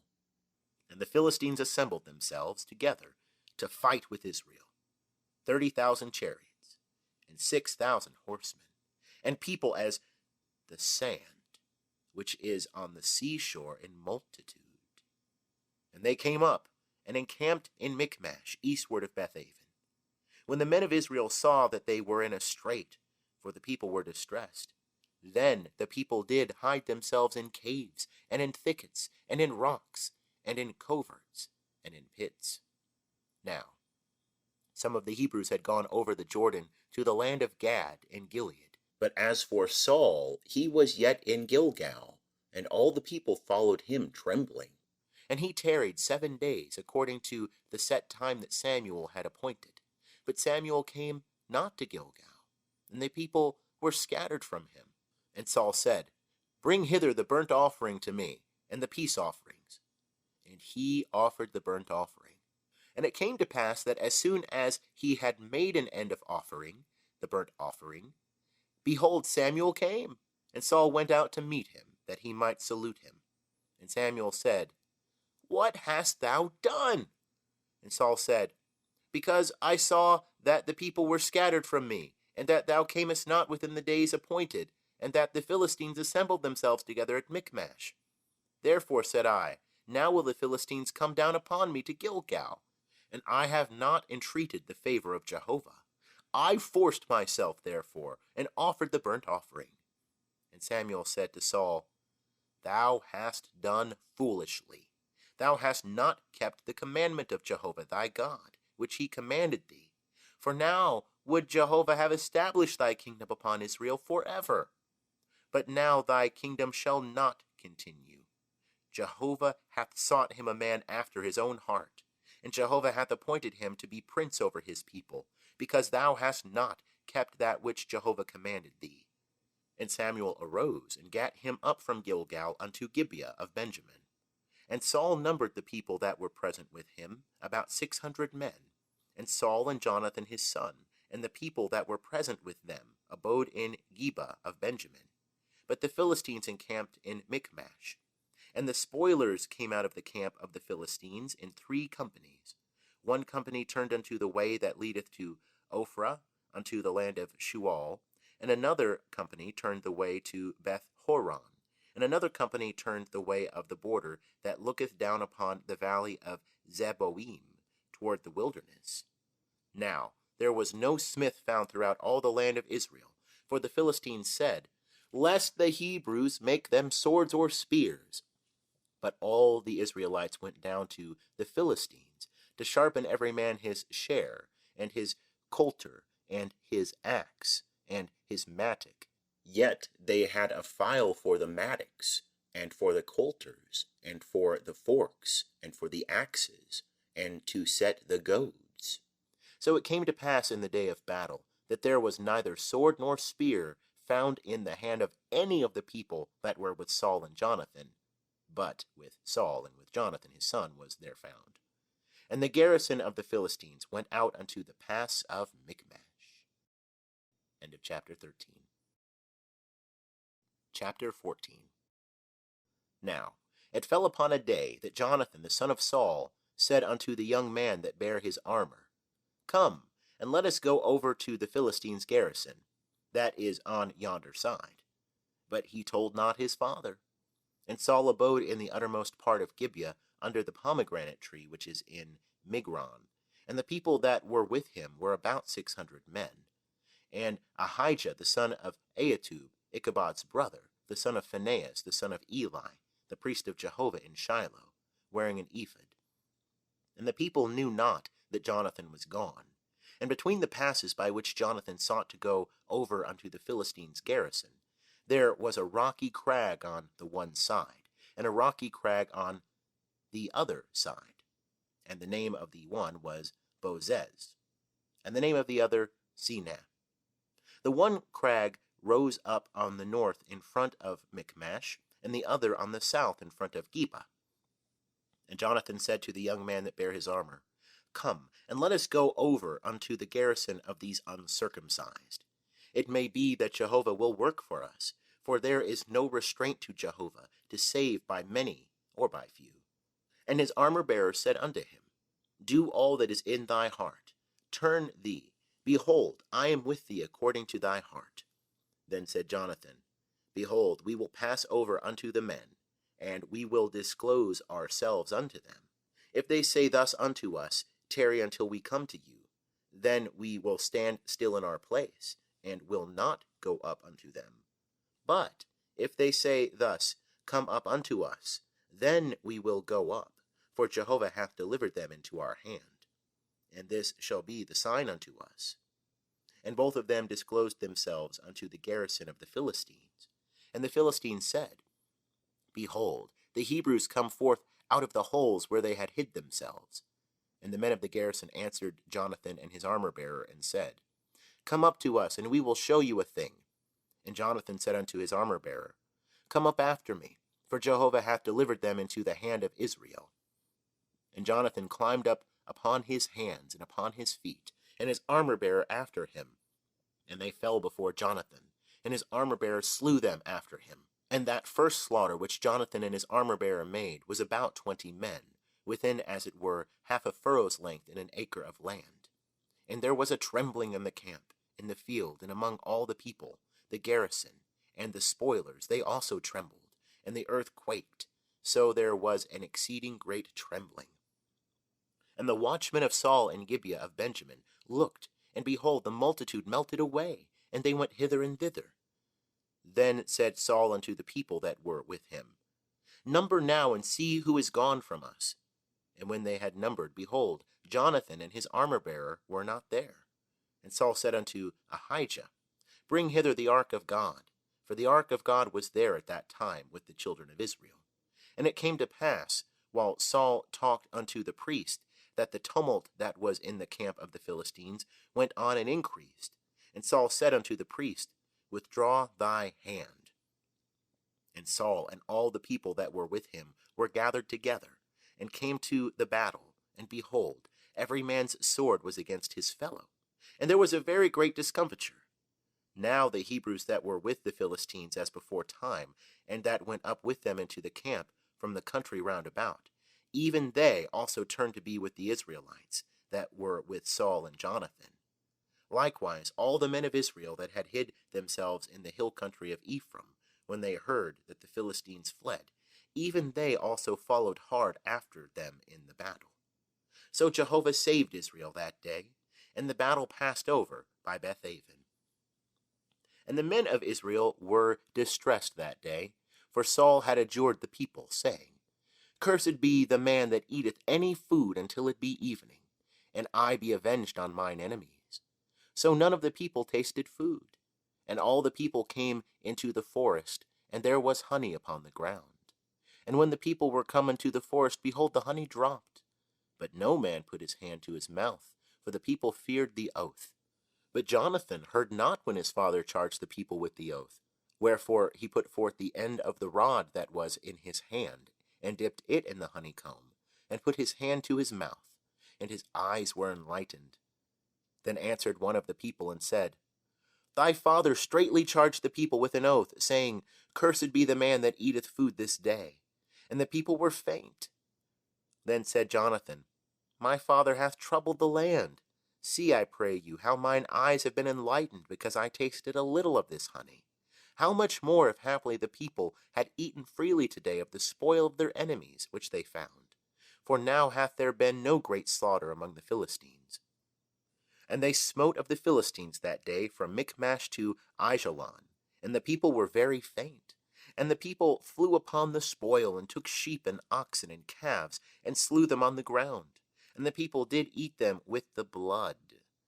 Then they told Saul, saying, Behold, the people sin against Jehovah, and that they eat with the blood. And he said, Ye have dealt treacherously. Roll a great stone unto me this day. And Saul said, Disperse yourselves among the people, and say unto them, Bring me hither every man his ox, and every man his sheep, and slay them here and eat, and sin not against Jehovah in eating with the blood. And all the people brought every man his ox with him that night, and slew them there. And Saul built an altar unto Jehovah. The same was the first altar that he built unto Jehovah. And Saul said, Let us go down after the Philistines by night, and take spoil among them until the morning light, and let us not leave a man of them. And they said, Do whatsoever seemeth good unto thee. Then said the priest, Let us draw near hither unto God. And Saul asked counsel of God, Shall I go down after the Philistines? Wilt thou deliver them into the hand of Israel? But he answered him not that day. And Saul said, Draw nigh hither, all ye chiefs of the people, and know and see wherein this sin hath been this day. For as Jehovah liveth, who saveth Israel, though it be in Jonathan my son, he shall surely die. But there was not a man among all the people that answered him. Then said he unto all Israel, Be ye on one side, and I and Jonathan my son will be on the other side. And the people said unto Saul, Do what seemeth good unto thee. Therefore Saul said unto Jehovah, the God of Israel, Show the right. And Jonathan and Saul were taken by lot, but the people escaped. And Saul said, Cast lots between me and Jonathan my son. And Jonathan was taken. Then Saul said to Jonathan, Tell me what thou hast done. And Jonathan told him and said, I did certainly taste a little honey with the end of the rod that was in my hand, and lo, I must die. And Saul said, God do so and more also, for thou shalt surely die, Jonathan. And the people said unto Saul, Shall Jonathan die who hath wrought this great salvation in Israel? Far from it. As Jehovah liveth, there shall not one hair of his head fall to the ground, for he hath wrought with God this day. So the people rescued Jonathan, that he died not. Then Saul went up from following the Philistines, and the Philistines went to their own place. Now, when Saul had taken the kingdom over Israel, he fought against all his enemies on every side, against Moab, and against the children of Ammon, and against Edom, and against the kings of Zobah, and against the Philistines. And whithersoever he turned himself, he put them to the worse. And he did valiantly, and smote the Amalekites, and delivered Israel out of the hands of them that despoiled them. Now, the sons of Saul were Jonathan, and Ishvi, and Malchi-Shua, and the names of his 2 daughters were these, the name of the firstborn, Merab, and the name of the younger, Michal. And the name of Saul's wife was Ahinoam, the daughter of Ahimaaz. And the name of the captain of his host was Abner, the son of Ner, Saul's uncle. And Kish was the father of Saul, and Ner, the father of Abner, was the son of Abiel. And there was sore war against the Philistines all the days of Saul. And when Saul saw any mighty man, or any valiant man, he took him unto him. End of chapter 14. Chapter 15. And Samuel said unto Saul, Jehovah sent me to anoint thee to be king over his people, over Israel. Now, therefore, hearken thou unto the voice of the words of Jehovah. Thus saith Jehovah of hosts, I have marked that which Amalek did to Israel, how he set himself against him in the way, when he came up out of Egypt. Now, go and smite Amalek, and utterly destroy all that they have, and spare them not, but slay both man and woman, infant and suckling, ox and sheep, camel and ass. And Saul summoned the people, and numbered them in Telaim, 200,000 footmen, and 10,000 men of Judah. And Saul came to the city of Amalek, and laid wait in the valley. And Saul said unto the Kenites, Go, depart, get you down from among the Amalekites, lest I destroy you with them. For ye showed kindness to all the children of Israel, when they came up out of Egypt. So the Kenites departed from among the Amalekites, and Saul smote the Amalekites from Havilah as thou goest to Shur, that is before Egypt. And he took Agag, the king of the Amalekites, alive, and utterly destroyed all the people with the edge of the sword. But Saul and the people spared Agag, and the best of the sheep, and of the oxen, and of the fatlings, and the lambs, and all that was good, and would not utterly destroy them. But everything that was vile and refuse, that they destroyed utterly. Then came the word of Jehovah unto Samuel, saying, It repenteth me that I have set up Saul to be king, for he is turned back from following me, and hath not performed my commandments. And Samuel was wroth, and he cried unto Jehovah all night. And Samuel rose early to meet Saul in the morning, and it was told Samuel, saying, Saul came to Carmel, and behold, he set him up a monument, and turned and passed on, and went down to Gilgal. And Samuel came to Saul, and Saul said unto him, Blessed be thou of Jehovah. I have performed the commandment of Jehovah. And Samuel said, What meaneth then this bleating of the sheep in mine ears, and the lowing of the oxen which I hear? And Saul said, They have brought them from the Amalekites, for the people spared the best of the sheep and of the oxen, to sacrifice unto Jehovah thy God, and the rest we have utterly destroyed. Then Samuel said unto Saul, Stay, and I will tell thee what Jehovah hath said to me this night. And he said unto him, Say on. And Samuel said, Though thou wast little in thine own sight, was thou not made the head of the tribes of Israel? And Jehovah anointed thee king over Israel. And Jehovah sent thee on a journey, and said, Go, and utterly destroy the sinners, the Amalekites, and fight against them until they be consumed. Wherefore then didst thou not obey the voice of Jehovah, but didst fly upon the spoil, and didst that which was evil in the sight of Jehovah? And Saul said unto Samuel, Yea, I have obeyed the voice of Jehovah, and have gone the way which Jehovah sent me, and have brought Agag the king of Amalek, and have utterly destroyed the Amalekites. But the people took of the spoil, sheep and oxen, the chief of the devoted things, to sacrifice unto Jehovah thy God in Gilgal. And Samuel said, Hath Jehovah as great delight in burnt offerings and sacrifices, as in obeying the voice of Jehovah? Behold, to obey is better than sacrifice, and to hearken than the fat of rams. For rebellion is as the sin of witchcraft, and stubbornness is as idolatry and teraphim. Because thou hast rejected the word of Jehovah, he hath also rejected thee from being king. And Saul said unto Samuel, I have sinned, for I have transgressed the commandment of Jehovah, and thy words, because I feared the people and obeyed their voice.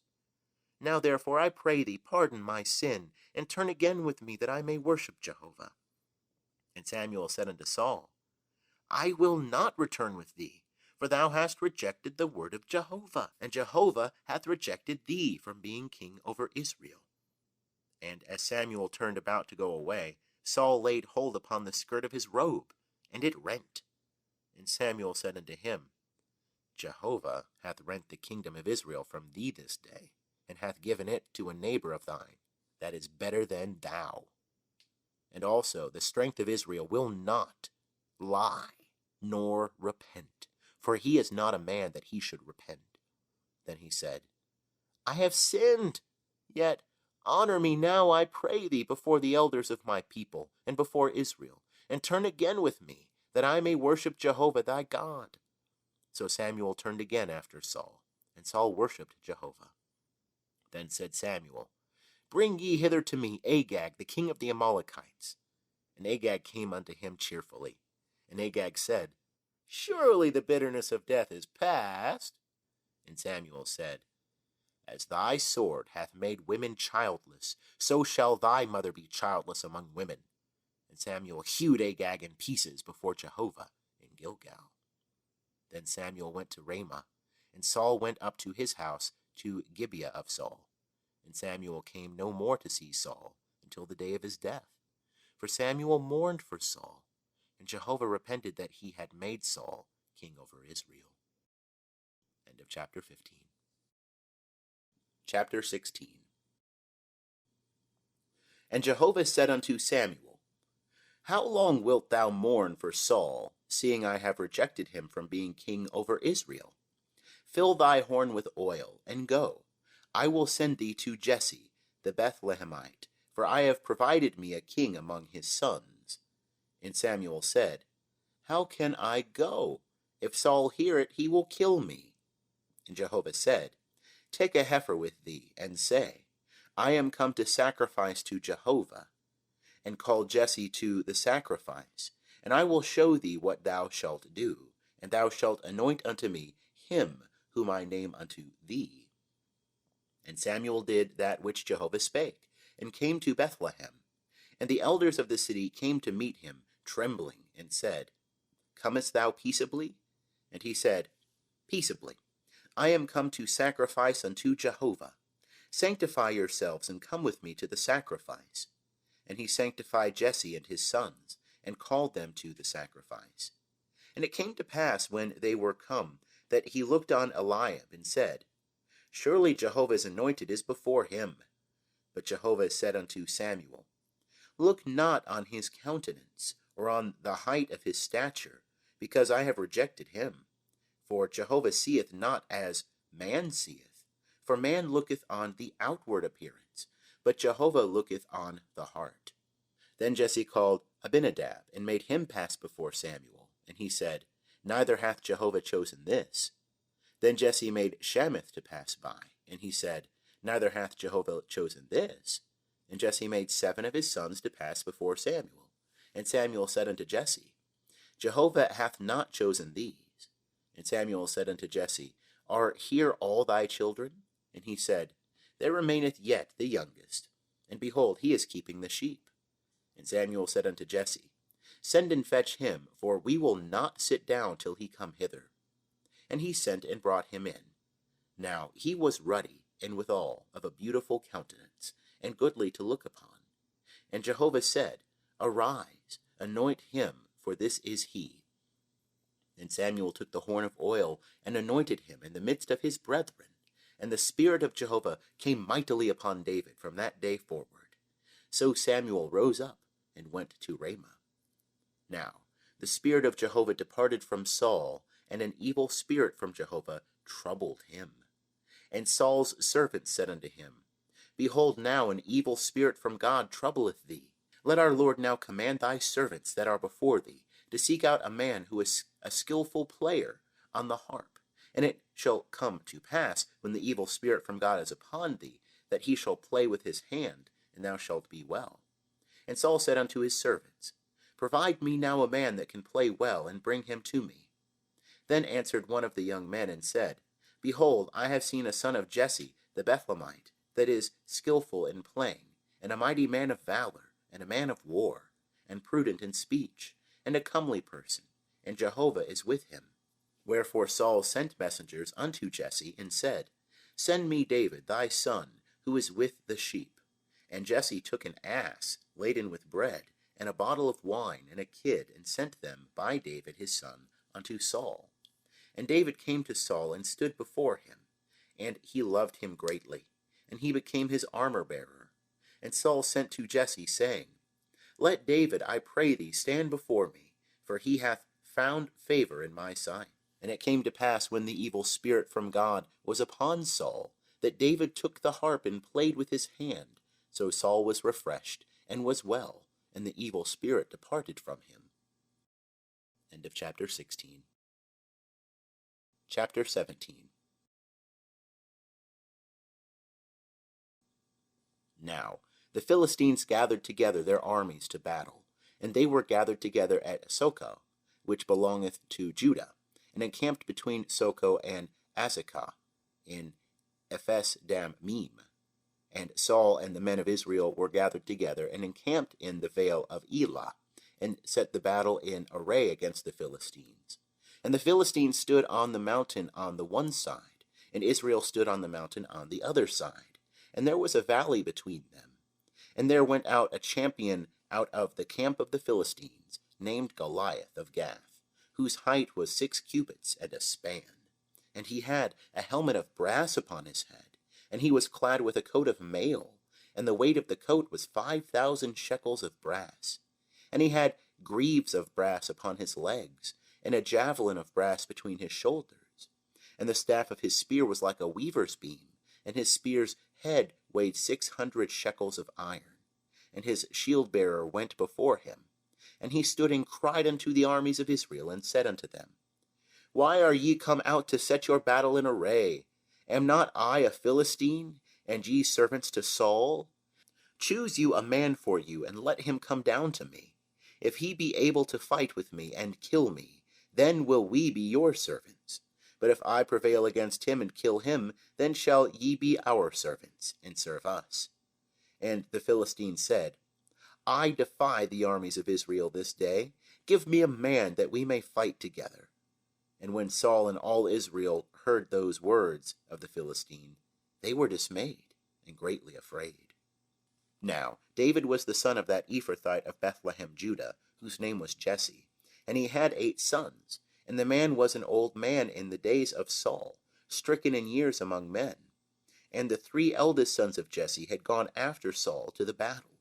And the names of his 3 sons that went to the battle were Eliab the firstborn, and next unto him Abinadab, and the third Shammah. And David was the youngest, and the 3 eldest followed Saul. Now David went to and fro from Saul to feed his father's sheep at Bethlehem. And the Philistine drew near morning and evening, and presented himself 40 days. And Jesse said unto David his son, Take now for thy brethren an ephah of this parched grain, and these 10 loaves, and carry them quickly to the camp to thy brethren, and bring these 10 cheeses unto the captain of their 1,000, and look how thy brethren fare, and take their pledge. Now Saul and they and all the men of Israel were in the vale of Elah, fighting with the Philistines. And David rose up early in the morning, and left the sheep with the keeper, and took and went as Jesse had commanded him. And he came to the place of the wagons, as the host which was going forth to the fight shouted for the battle. And Israel and the Philistines put the battle in array, army against army. And David left his baggage in the hand of the keeper of the baggage, and ran to the army, and came and saluted his brethren. And as he talked with them, behold, there came up the champion, the Philistine of Gath, Goliath by name, out of the ranks of the Philistines, and spake according to the same words. And David heard them. And all the men of Israel, when they saw the man, fled from him, and were sore afraid. And the men of Israel said, Have ye seen this man that is come up? Surely to defy Israel is he come up? And it shall be that the man who killeth him, the king, will enrich him with great riches, and will give him his daughter, and make his father's house free in Israel. And David spake to the men that stood by him, saying, What shall be done to the man that killeth this Philistine? and taketh away the reproach from Israel? For who is this uncircumcised Philistine, that he should defy the armies of the living God? And the people answered him after this manner, saying, So shall it be done to the man that killeth him. And Eliab his eldest brother heard when he spake unto the men. And Eliab's anger was kindled against David. And he said, Why art thou come down? And with whom hast thou left those few sheep in the wilderness? I know thy pride and the naughtiness of thy heart. For thou art come down that thou mightest see the battle. And David said, What have I now done? Is there not a cause? And he turned away from him toward another, and spake after the same manner. And the people answered him again after the former manner. And when the words were heard which David spake, they rehearsed them before Saul, and he sent for him. And David said to Saul, Let no man's heart fail because of him. Thy servant will go and fight with this Philistine. And Saul said to David, Thou art not able to go against this Philistine to fight with him, for thou art but a youth, and he a man of war from his youth. And David said unto Saul, Thy servant was keeping his father's sheep, and when there came a lion or a bear, and took a lamb out of the flock, I went out after him, and smote him, and delivered it out of his mouth. And when he arose against me, I caught him by the beard, and smote him and slew him. Thy servant smote both the lion and the bear, and this uncircumcised Philistine shall be as one of them, seeing he hath defied the armies of the living God. And David said, Jehovah, that delivered me out of the paw of the lion, and out of the paw of the bear, he will deliver me out of the hand of this Philistine. And Saul said unto David, Go, and Jehovah shall be with thee. And Saul clad David with his apparel, and he put a helmet of brass upon his head, and he clad him with a coat of mail. And David girded his sword upon his apparel, and he essayed to go, for he had not proved it. And David said unto Saul, I cannot go with these, for I have not proved them. And David put them off him. And he took his staff in his hand, and chose him 5 smooth stones out of the brook, and put them in the shepherd's bag which he had, even in his wallet, and his sling was in his hand, and he drew near to the Philistine. And the Philistine came on and drew near unto David, and the man that bare the shield went before him. And when the Philistine looked about, and saw David, he disdained him, for he was but a youth, and ruddy, and withal of a fair countenance. And the Philistine said unto David, Am I a dog, that thou comest to me with staves? And the Philistine cursed David by his gods. And the Philistine said to David, Come to me, and I will give thy flesh unto the birds of the heavens, and to the beasts of the field. Then said David to the Philistine, Thou comest to me with a sword, and with a spear, and with a javelin, but I come to thee in the name of Jehovah of hosts, the God of the armies of Israel, whom thou hast defied.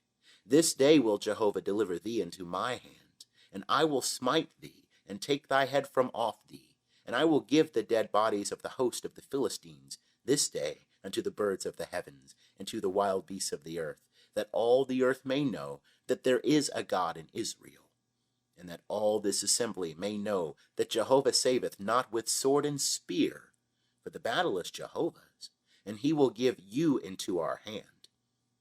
And it came to pass, when the Philistines arose and came and drew nigh to meet David, that David hastened and ran toward the army to meet the Philistine. And David put his hand in his bag, and took thence a stone, and slang it, and smote the Philistine in his forehead. And the stone sank into his forehead, and he fell upon his face to the earth. So David prevailed over the Philistine with the sling and with the stone, and smote the Philistine, and slew him. But there was no sword in the hand of David. Then David ran and stood over the Philistine, and took his sword, and drew it out of the sheath thereof, and slew him, and cut off his head therewith. And when the Philistines saw that their champion was dead, they fled. And the men of Israel and of Judah arose, and shouted, and pursued the Philistines, until thou comest to Gai, and to the gates of Ekron. And the wounded of the Philistines fell down by the way to Sha'araim, even unto Gath, and unto Ekron. And the children of Israel returned from chasing after the Philistines, and they plundered their camp. And David took the head of the Philistine, and brought it to Jerusalem, but he put his armor in his tent. And when Saul saw David go forth against the Philistine, he said unto Abner, the captain of the host, Abner, whose son is this youth? And Abner said, As thy soul liveth, O king, I cannot tell. And the king said, Inquire thou whose son the stripling is. And as David returned from the slaughter of the Philistine, Abner took him and brought him before Saul with the head of the Philistine in his hand. And Saul said to him, Whose son art thou, thou young man? And David answered, I am the son of thy servant Jesse, the Bethlehemite. End of chapter 17. Chapter 18. And it came to pass, when he had made an end of speaking unto Saul, that the soul of Jonathan was knit with the soul of David, and Jonathan loved him as his own soul. And Saul took him that day, and would let him go no more home to his father's house. Then Jonathan and David made a covenant, because he loved him as his own soul. And Jonathan stripped himself of the robe that was upon him, and gave it to David, and his apparel, even to his sword, and to his bow, and to his girdle. And David went out whithersoever Saul sent him, and behaved himself wisely. And Saul set him over the men of war. And it was good in the sight of all the people, and also in the sight of Saul's servants. And it came to pass as they came, when David returned from the slaughter of the Philistine, that the women came out of all the cities of Israel, singing and dancing, to meet King Saul, with timbrels, with joy, and with instruments of music. And the women sang one to another as they played, and said, Saul hath slain his thousands, and David his 10,000s. And Saul was very wroth, and this saying displeased him. And he said, They have ascribed unto David 10,000s, and to me they have ascribed but thousands? And what can he have more but the kingdom? And Saul eyed David from that day and forward. And it came to pass on the morrow that an evil spirit from God came mightily upon Saul, and he prophesied in the midst of the house, and David played with his hand, as he did day by day. And Saul had his spear in his hand. And Saul cast the spear, for he said, I will smite David even to the wall. And David avoided out of his presence twice. And Saul was afraid of David, because Jehovah was with him, and was departed from Saul. Therefore Saul removed him from him, and made him his captain over 1,000. And he went out and came in before the people. And David behaved himself wisely in all his ways. And Jehovah was with him. And when Saul saw that he behaved himself very wisely, he stood in awe of him. But all Israel and Judah loved David, for he went out and came in before them. And Saul said to David, Behold, my elder daughter Merab, her will I give thee to wife. Only be thou valiant for me, and fight Jehovah's battles. For Saul said, Let not my hand be upon him, but let the hand of the Philistines be upon him. And David said unto Saul, Who am I, and what is my life or my father's family in Israel, that I should be son-in-law to the king? But it came to pass at the time when Merab, Saul's daughter, should have been given to David, that she was given unto Adriel, the Meholathite, to wife. And Michal, Saul's daughter, loved David, and they told Saul, and the thing pleased him. And Saul said, I will give him her, that she may be a snare to him, and that the hand of the Philistines may be against him. Wherefore Saul said to David, Thou shalt this day be my son-in-law a second time. And Saul commanded his servants, saying, Commune with David secretly, and say, Behold, the king hath delight in thee, and all his servants love thee. Now therefore be the king's son-in-law. And Saul's servants spake those words in the ears of David. And David said, Seemeth it to you a light thing to be the king's son-in-law, seeing that I am a poor man, and lightly esteemed? And the servants of Saul told him, saying, On this manner spake David. And Saul said, Thus shall ye say to David, The king desireth not any dowry, but 100 foreskins of the Philistines, to be avenged of the king's enemies. Now Saul thought to make David fall by the hand of the Philistines. And when his servants told David these words, it pleased David well to be the king's son-in-law. And the days were not expired. And David arose and went, he and his men, and slew of the Philistines 200 men. And David brought their foreskins, and they gave them in full number to the king, that he might be the king's son-in-law. And Saul gave him Michal his daughter to wife. And Saul saw and knew that Jehovah was with David, and Michal, Saul's daughter, loved him. And Saul was yet the more afraid of David, and Saul was David's enemy continually. Then the princes of the Philistines went forth, and it came to pass, as often as they went forth, that David behaved himself more wisely than all the servants of Saul, so that his name was much set by. End of chapter 18. Chapter 19. And Saul spake to Jonathan his son, and to all his servants, that they should slay David. But Jonathan, Saul's son, delighted much in David. And Jonathan told David, saying, Saul my father seeketh to slay thee. Now therefore I pray thee, take heed to thyself in the morning, and abide in a secret place, and hide thyself. And I will go out and stand beside my father in the field where thou art, and I will commune with my father of thee. And if I see aught, I will tell thee. And Jonathan spake good of David unto Saul his father, and said unto him, Let not the king sin against his servant, against David, because he hath not sinned against thee, and because his works have been to thee, ward, very good. For he put his life in his hand, and smote the Philistine. And Jehovah wrought a great victory for all Israel. Thou sawest it, and didst rejoice. Wherefore then wilt thou sin against innocent blood, to slay David without a cause? And Saul hearkened unto the voice of Jonathan. And Saul sware, As Jehovah liveth, he shall not be put to death. And Jonathan called David, and Jonathan showed him all those things. And Jonathan brought David to Saul, and he was in his presence, as beforetime. And there was war again, and David went out and fought with the Philistines, and slew them with a great slaughter, and they fled before him. And an evil spirit from Jehovah was upon Saul, as he sat in his house with his spear in his hand, and David was playing with his hand. And Saul sought to smite David even to the wall with the spear, but he slipped away out of Saul's presence, and he smote the spear into the wall, and David fled and escaped that night. And Saul sent messengers unto David's house to watch him, and to slay him in the morning. And Michal, David's wife, told him, saying, If thou save not thy life tonight, tomorrow thou wilt be slain. So Michal let David down through the window, and he went and fled and escaped. And Michal took the teraphim, and laid it in the bed, and put a pillow of goat's hair at the head thereof, and covered it with the clothes. And when Saul sent messengers to take David, she said, He is sick. And Saul sent the messengers to see David, saying, Bring him up to me in the bed, that I may slay him.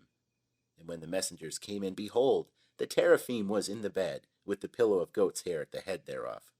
And Saul said unto Michal, Why hast thou deceived me thus, and let mine enemy go, so that he is escaped? And Michal answered Saul, He said unto me, Let me go, why should I kill thee? Now David fled, and escaped, and came to Samuel to Ramah, and told him all that Saul had done to him. And he and Samuel went and dwelt in Naioth. And it was told Saul, saying, Behold, David is at Naioth in Ramah. And Saul sent messengers to take David. And when they saw the company of the prophets prophesying, and Samuel standing his head over them, the Spirit of God came upon the messengers of Saul, and they also prophesied. And when it was told Saul, he sent other messengers, and they also prophesied. And Saul sent messengers again the third time, and they also prophesied. Then went he also to Ramah, and came to the great well that is in Seku. And he asked and said, Where are Samuel and David? And one said, Behold, they are at Naioth in Ramah. And he went thither to Naioth in Ramah. And the Spirit of God came upon him also. And he went on, and prophesied until he came to Naioth in Ramah. And he also stripped off his clothes, and he also prophesied before Samuel, and lay down naked all that day and all that night. Wherefore they say, Is Saul also among the prophets? End of chapter 19. Chapter 20. And David fled from Naioth and Ramah, and came and said before Jonathan, What have I done? What is mine iniquity? And what is my sin before thy father, that he seeketh my life?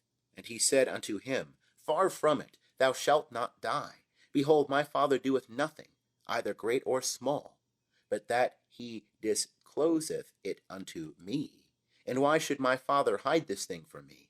It is not so.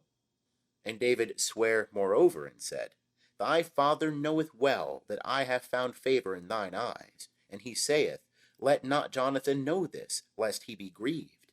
But truly as Jehovah liveth, and as thy soul liveth, there is but a step between me and death.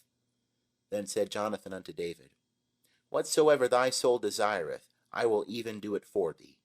And David said unto Jonathan, Behold, tomorrow is the new moon, and I should not fail to sit with the king at meat. But let me go, that I may hide myself in the field unto the third day at even. If thy father miss me at all, then say, David earnestly asked leave of me that he might run to Bethlehem his city, for it is the yearly sacrifice there for all the family. If he say thus, it is well, thy servant shall have peace. But if he be wroth, then know that evil is determined by him. Therefore deal kindly with thy servant, for thou hast brought thy servant into a covenant of Jehovah with thee. But if there be in me iniquity, slay me thyself, for why shouldest thou bring me to thy father?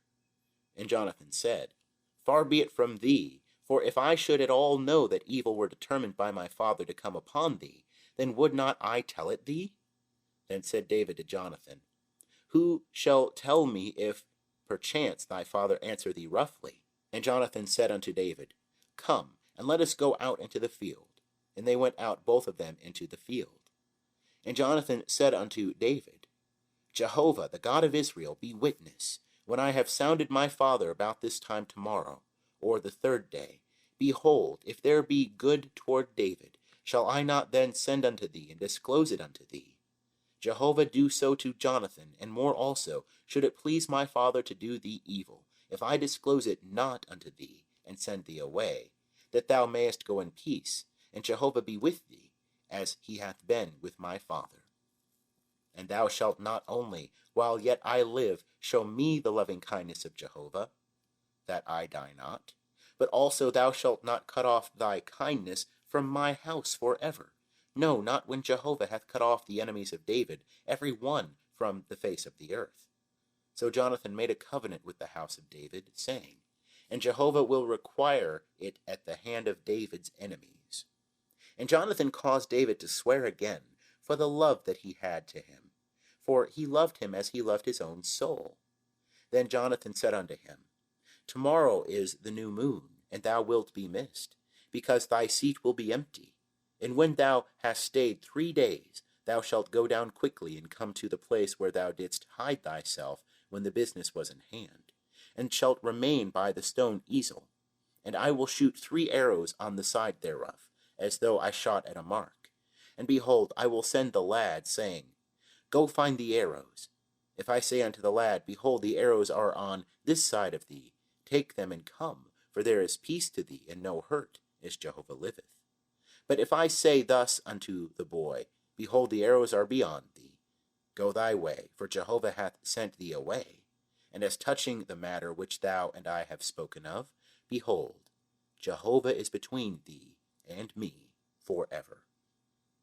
So David hid himself in the field, and when the new moon was come, the king sat down to eat food. And the king sat upon his seat, as at other times, even upon the seat by the wall. And Jonathan stood up, and Abner sat by Saul's side. But David's place was empty.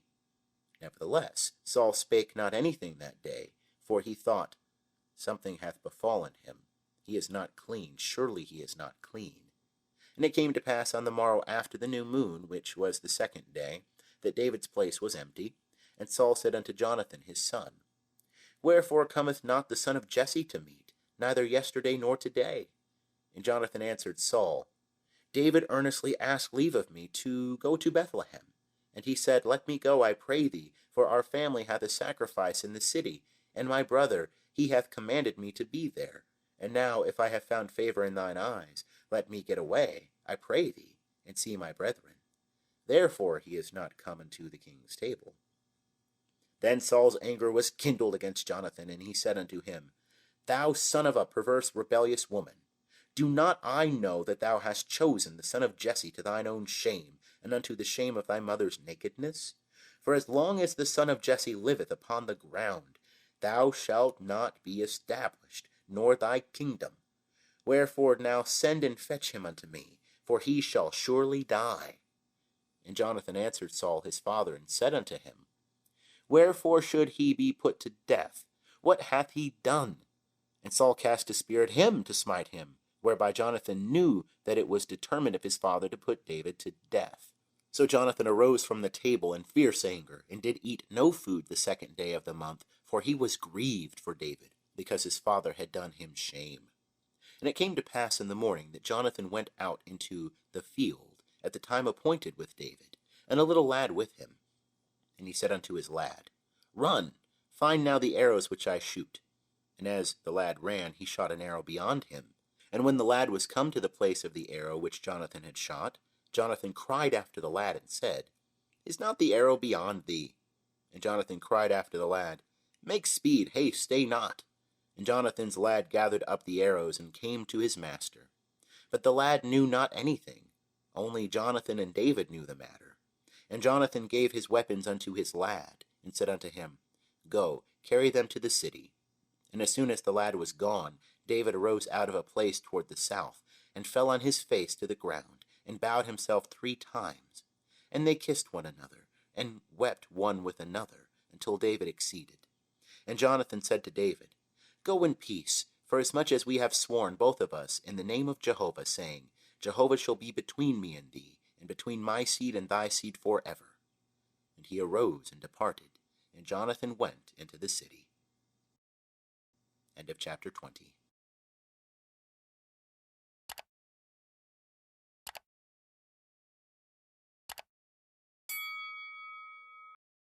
Chapter 21. Then came David to Nob, to Ahimelech the priest. And Ahimelech came to meet David, trembling, and said unto him, Why art thou alone, and no man with thee? And David said unto Ahimelech the priest, The king hath commanded me a business, and hath said unto me, Let no man know anything of the business whereabout I send thee, and what I have commanded thee, and I have appointed the young men to such and such a place. Now therefore, what is under thy hand? Give me 5 loaves of bread in my hand, or whatsoever there is present.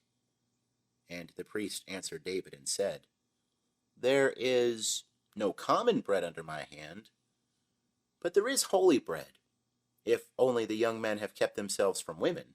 And David answered the priest and said unto him, Of a truth, women have been kept from us about these 3 days, when I came out. The vessels of the young men were holy, though it was but a common journey. How much more then today shall their vessels be holy? So the priest gave him holy bread, for there was no bread there but the showbread that was taken from before Jehovah, to put hot bread in the day when it was taken away. Now, a certain man of the servants of Saul was there that day, detained before Jehovah, and his name was Doeg the Edomite, the chiefest of the herdsmen that belonged to Saul. And David said unto Ahimelech, And is there not here under thy hand spear or sword? For I have neither brought my sword nor my weapons with me, because the king's business required haste. And the priest said, The sword of Goliath the Philistine, whom thou slewest in the vale of Elah, behold, it is here wrapped in a cloth behind the ephod. If thou wilt take that, take it, for there is no other save that here. And David said, There is none like that. Give it me. And David arose and fled that day for fear of Saul, and went to Achish, the king of Gath. And the servants of Achish said unto him, Is not this David, the king of the land? Did they not sing one to another of him in dances, saying, Saul hath slain his thousands, and David his 10,000s? And David laid up these words in his heart, and was sore afraid of Achish, the king of Gath. And he changed his behavior before them, and feigned himself mad in their hands, and scrabbled on the doors of the gate, and let his spittle fall down upon his beard. Then said Achish unto his servants, Lo, ye see the man is mad. Wherefore then have ye brought him to me? Do I lack madmen, that ye have brought this fellow to play the madman in my presence? Shall this fellow come into my house? End of chapter 21. Chapter 22. David therefore departed thence, and escaped to the cave of Adullam. And when his brethren and all his father's house heard it, they went down thither to him. And every one that was in distress, and every one that was in debt, and every one that was discontented, gathered themselves unto him. And he became captain over them. And there were with him about 400 men. And David went thence to Mizpah of Moab. And he said unto the king of Moab, Let my father and my mother, I pray thee, come forth and be with you, till I know what God will do for me. And he brought them before the king of Moab, and they dwelt with him all the while that David was in the stronghold. And the prophet Gad said unto David, Abide not in the stronghold, depart, and get thee into the land of Judah. Then David departed and came into the forest of Hereth. And Saul heard that David was discovered, and the men that were with him now. Saul was sitting in Gibeah, under the tamarisk tree in Ramah, with his spear in his hand. And all his servants were standing about him. And Saul said unto his servants that stood about him, Hear now, ye Benjamites, will the son of Jesse give every one of you fields and vineyards? Will he make you all captains of thousands and captains of hundreds, that all of you have conspired against me? And there is none that discloseth to me when my son maketh a league with the son of Jesse? And there is none of you that is sorry for me, or discloseth unto me that my son hath stirred up my servant against me, to lie in wait as at this day? Then answered Doeg the Edomite, who stood by the servants of Saul, and said, I saw the son of Jesse coming to Nob, to Ahimelech the son of Ahitub. And he inquired of Jehovah for him, and gave him victuals, and gave him the sword of Goliath the Philistine. Then the king sent to call Ahimelech the priest, the son of Ahitub, and all his father's house, the priests that were in Nob. And they came all of them to the king. And Saul said, Hear now, thou son of Ahitub. And he answered, Here I am, my lord. And Saul said unto him, Why have ye conspired against me, thou and the son of Jesse, in that thou hast given him bread and a sword, and hast inquired of God for him, that he should rise against me, to lie in wait as at this day? Then Ahimelech answered the king and said, And who among all thy servants is so faithful as David, who is the king's son-in-law, and is taken into thy counsel, and is honorable in thy house? Have I today begun to inquire of God for him? Be it far from me, let not the king impute anything unto his servant, nor to all the house of my father. For thy servant knoweth nothing of all this, less or more. And the king said, Thou shalt surely die, Ahimelech, thou and all thy father's house. And the king said unto the guard that stood about him, Turn and slay the priests of Jehovah, because their hand also is with David, and because they knew that he fled, and did not disclose it to me. But the servants of the king would not put forth their hand to fall upon the priests of Jehovah. And the king said to Doeg, Turn thou and fall upon the priests. And Doeg the Edomite turned, and he fell upon the priests. And he slew on that day fourscore and 5 persons that did wear a linen ephod.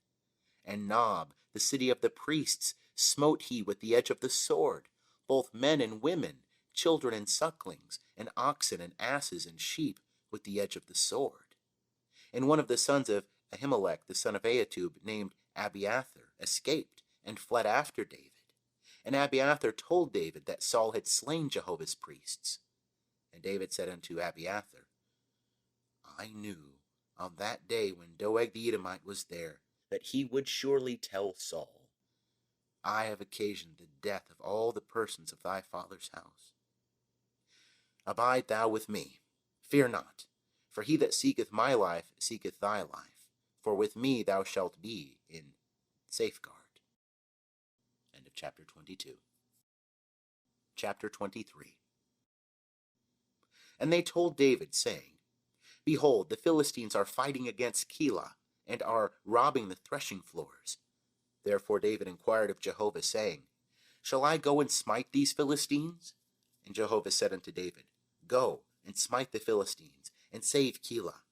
And David's men said unto him, Behold, we are afraid here in Judah. How much more then if we go to Keilah against the armies of the Philistines? Then David inquired of Jehovah yet again, And Jehovah answered him and said, Arise, go down to Keilah, for I will deliver the Philistines into thy hand. And David and his men went to Keilah, and fought with the Philistines, and brought away their cattle, and slew them with a great slaughter. So David saved the inhabitants of Keilah. And it came to pass, when Abiathar the son of Ahimelech fled to David to Keilah, that he came down with an ephod in his hand. And it was told Saul that David was come to Keilah. And Saul said, God hath delivered him into my hand, for he is shut in by entering into a town that hath gates and bars. And Saul summoned all the people to war to go down to Keilah to besiege David and his men. And David knew that Saul was devising mischief against him, and he said to Abiathar the priest, Bring hither the ephod. Then said David, O Jehovah, the God of Israel, thy servant hath surely heard that Saul seeketh to come to Keilah to destroy the city for my sake. Will the men of Keilah deliver me up into his hand? Will Saul come down, as thy servant hath heard? O Jehovah, the God of Israel, I beseech thee, tell thy servant. And Jehovah said, He will come down. Then said David, Will the men of Keilah deliver up me and my men into the hand of Saul? And Jehovah said, They will deliver thee up. Then David and his men, who were about 600, arose and departed out of Keilah, and went whithersoever they could go. And it was told Saul that David was escaped from Keilah, and he forbare to go forth. And David abode in the wilderness, in the strongholds, and remained in the hill country, in the wilderness of Ziph. And Saul sought him every day, but God delivered him not into his hand. And David saw that Saul was come out to seek his life, and David was in the wilderness of Ziph in the wood. And Jonathan, Saul's son, arose and went to David into the wood, and strengthened his hand in God. And he said unto him, Fear not, for the hand of Saul my father shall not find thee, and thou shalt be king over Israel, and I shall be next unto thee. And that also Saul my father knoweth. And they two made a covenant before Jehovah, and David abode in the wood, and Jonathan went to his house. Then came up the Ziphites to Saul to Gibeah, saying, Doth not David hide himself with us in the strongholds in the wood, in the hill of Hachilah, which is on the south of the desert? Now therefore, O king, come down, according to all the desire of thy soul, to come down, and our part shall be to deliver him up into the king's hand. And Saul said, Blessed be ye of Jehovah, for ye have had compassion on me. Go, I pray you, make yet more sure, and know and see his place where his haunt is, and who hath seen him there. For it is told me that he dealeth very subtly. See therefore, and take knowledge of all the lurking places where he hideth himself, and come ye again to me of a certainty, and I will go with you, and it shall come to pass, if he be in the land, that I will search him out among all the thousands of Judah. And they arose and went to Ziph before Saul. But David and his men were in the wilderness of Maon, in the Arabah, on the south of the desert. And Saul and his men went to seek him. And they told David wherefore he came down to the rock, and abode in the wilderness of Maon. And when Saul heard that, he pursued after David in the wilderness of Maon. And Saul went on this side of the mountain, and David and his men on that side of the mountain. And David made haste to get away for fear of Saul, for Saul and his men compassed David and his men round about to take them.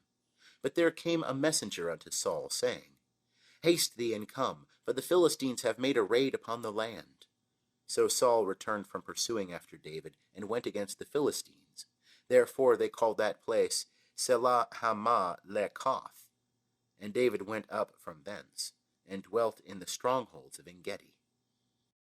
End of chapter 23. Chapter 24. And it came to pass, when Saul was returned from following the Philistines, that it was told him, saying, Behold, David is in the wilderness of En-gedi.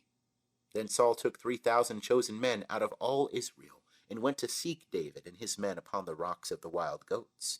And he came to the sheepcotes by the way, where was a cave, and Saul went in to cover his feet. Now David and his men were abiding in the innermost parts of the cave. And the men of David said unto him, Behold, the day of which Jehovah said unto thee, Behold, I will deliver thine enemy into thy hand, and thou shalt do to him as it shall seem good unto thee.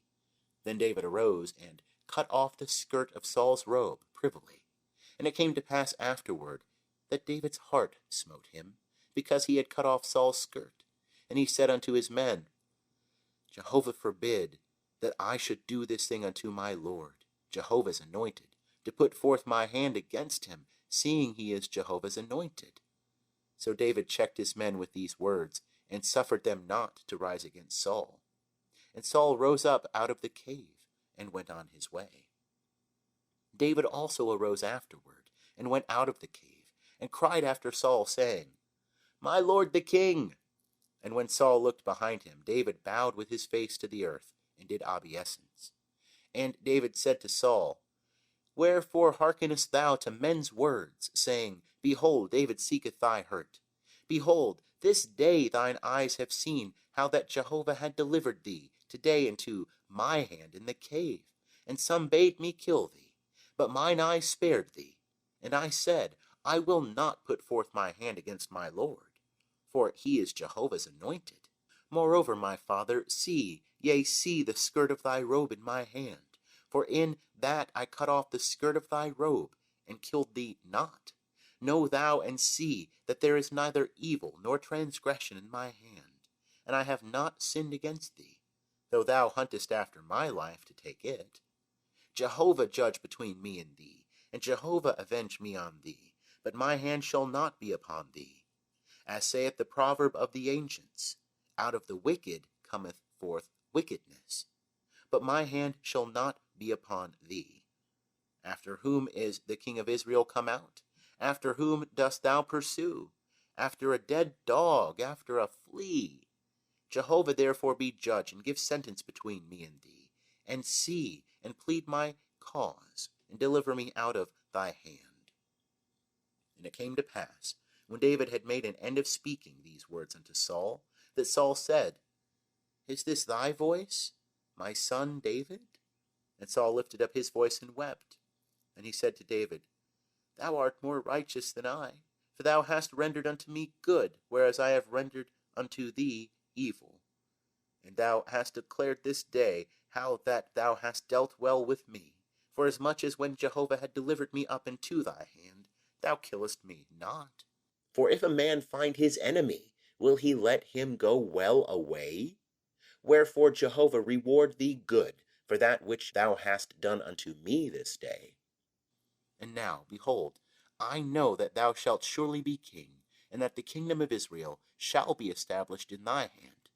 Swear now therefore unto me by Jehovah that thou wilt not cut off my seed after me, and that thou wilt not destroy my name out of my father's house. And David sware unto Saul, and Saul went home, but David and his men gat them up unto the stronghold. End of chapter 24. Chapter 25. And Samuel died, and all Israel gathered themselves together, and lamented him, and buried him in his house at Ramah. And David arose and went down to the wilderness of Paran. And there was a man in Maon, whose possessions were in Carmel. And the man was very great, and he had 3,000 sheep, and 1,000 goats, and he was shearing his sheep in Carmel. Now the name of the man was Nabal, and the name of his wife Abigail. And the woman was of good understanding, and of a beautiful countenance. But the man was churlish and evil in his doings, and he was of the house of Caleb. And David heard in the wilderness that Nabal was shearing his sheep.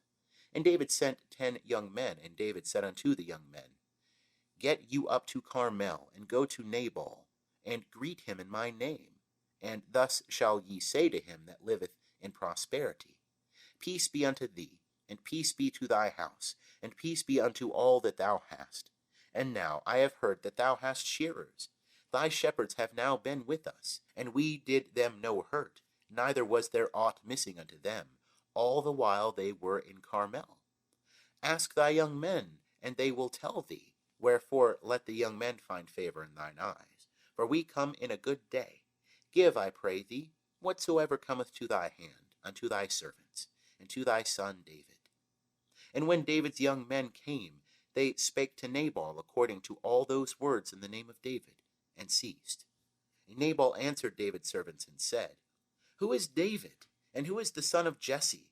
There are many servants nowadays that break away every man from his master. Shall I then take my bread and my water and my flesh that I have killed for my shearers, and give it unto men of whom I know not whence they are? So David's young men turned on their way, and went back, and came and told him according to all these words. And David said unto his men, Gird ye on every man his sword. And they girded on every man his sword.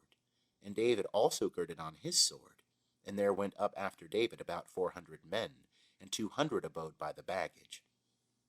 But one of the young men told Abigail, Nabal's wife, saying, Behold, David sent messengers out of the wilderness to salute our master, and he railed at them.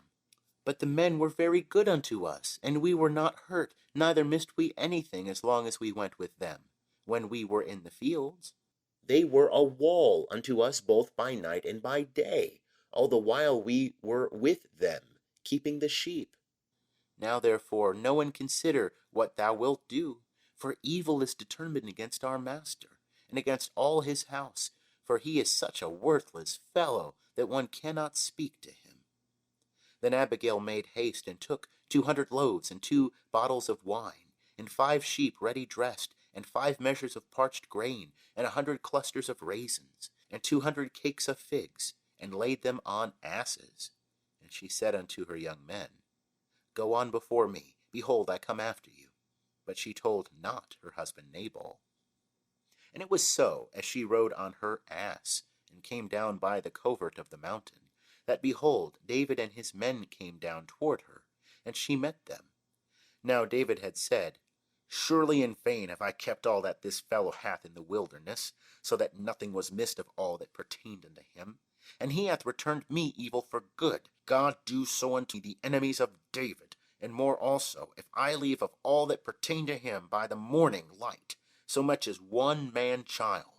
And when Abigail saw David, she hasted, and alighted from her ass, and fell before David on her face, and bowed herself to the ground. And she fell at his feet, and said, Upon me, my lord, upon me be the iniquity, and let thy handmaid, I pray thee, speak in thine ears, and hear thou the words of thy handmaid. Let not my lord, I pray thee, regard this worthless fellow, even Nabal, for as his name is, so is he. Nabal is his name, and folly is with him. But I, thy handmaid, saw not the young men of my lord, whom thou didst send. Now therefore, my lord, as Jehovah liveth, and as thy soul liveth, seeing Jehovah hath withholden thee from blood guiltiness, and from avenging thyself with thine own hand. Now therefore, let thine enemies, and them that seek evil to my lord, be as Nabal. And now this present which thy servant hath brought unto my lord, let it be given unto the young men that follow my lord. Forgive, I pray thee, the trespass of thy handmaid, for Jehovah will certainly make my lord a sure house, because my lord fighteth the battles of Jehovah, and evil shall not be found in thee all thy days. And though man be risen up to pursue thee, and to seek thy soul, yet the soul of my lord shall be bound in the bundle of life with Jehovah thy God. And the souls of thine enemies, them shall he sling out as from the hollow of a sling. And it shall come to pass, when Jehovah shall have done to my lord according to all the good that he hath spoken concerning thee, and shall have appointed thee prince over Israel, that this shall be no grief unto thee, nor offense of heart unto my lord, either that thou hast shed blood without cause, or that my lord hath avenged himself. And when Jehovah shall have dealt well with my lord, then remember thy handmaid.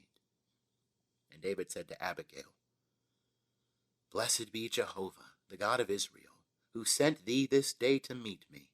And blessed be thy discretion, and blessed be thou, that hast kept me this day from blood guiltiness, and from avenging myself with mine own hand. For in very deed, as Jehovah, the God of Israel, liveth, who hath withholden me from hurting thee, except thou hadst hasted and come to meet me, surely there had not been left unto Nabal by the morning light so much as one man-child. So David received of her hand that which she had brought him, and he said unto her, Go up in peace to thy house. See, I have hearkened to thy voice, and have accepted thy person. And Abigail came to Nabal, and behold, he held a feast in his house, like the feast of a king. And Nabal's heart was merry within him, for he was very drunken. Wherefore she told him nothing, less or more, until the morning light. And it came to pass in the morning, when the wine was gone out of Nabal, that his wife told him these things. And his heart died within him, and he became as a stone. And it came to pass about 10 days after that, Jehovah smote Nabal, so that he died. And when David heard that Nabal was dead, he said, Blessed be Jehovah, that hath pleaded the cause of my reproach from the hand of Nabal, and hath kept back his servant from evil. And the evil doing of Nabal hath Jehovah returned upon his own head. And David sent and spake concerning Abigail, to take her to him to wife. And when the servants of David were come to Abigail to Carmel, they spake unto her, saying, David hath sent us unto thee, to take thee to him to wife. And she arose and bowed herself with her face to the earth, and said, Behold, thy handmaid is a servant to wash the feet of the servants of my lord. And Abigail hasted, and arose, and rode upon an ass, with 5 damsels of hers that followed her. And she went after the messengers of David, and became his wife. David also took Ahinoam of Jezreel, and they became both of them his wives. Now Saul had given Michal his daughter, David's wife, to Palti, the son of Laish, whom was of Galim.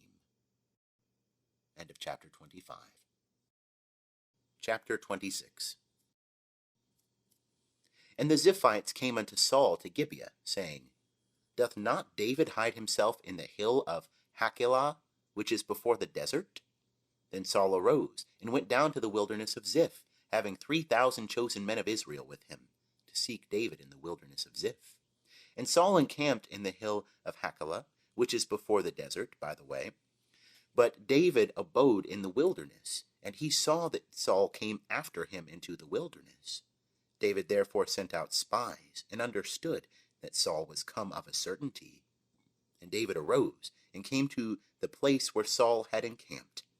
And David beheld the place where Saul lay, and Abner the son of Ner, the captain of his host. And Saul lay within the place of the wagons, and the people were encamped round about him. Then answered David and said to Ahimelech the Hittite, and to Abishai the son of Zeruiah, brother to Joab, saying, Who will go down with me to Saul to the camp? And Abishai said, I will go down with thee.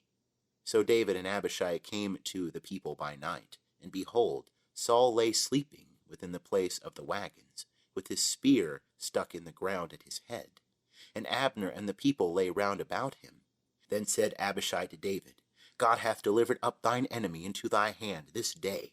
Now, therefore, let me smite him, I pray thee, with the spear to the earth at one stroke, and I will not smite him the second time. And David said to Abishai, Destroy him not, for who can put forth his hand against Jehovah's anointed and be guiltless? And David said, As Jehovah liveth, Jehovah will smite him, or his day shall come to die, or he shall go down into battle and perish. Jehovah forbid that I should put forth my hand against Jehovah's anointed. But now, take, I pray thee, the spear that is at his head, and the cruse of water, and let us go.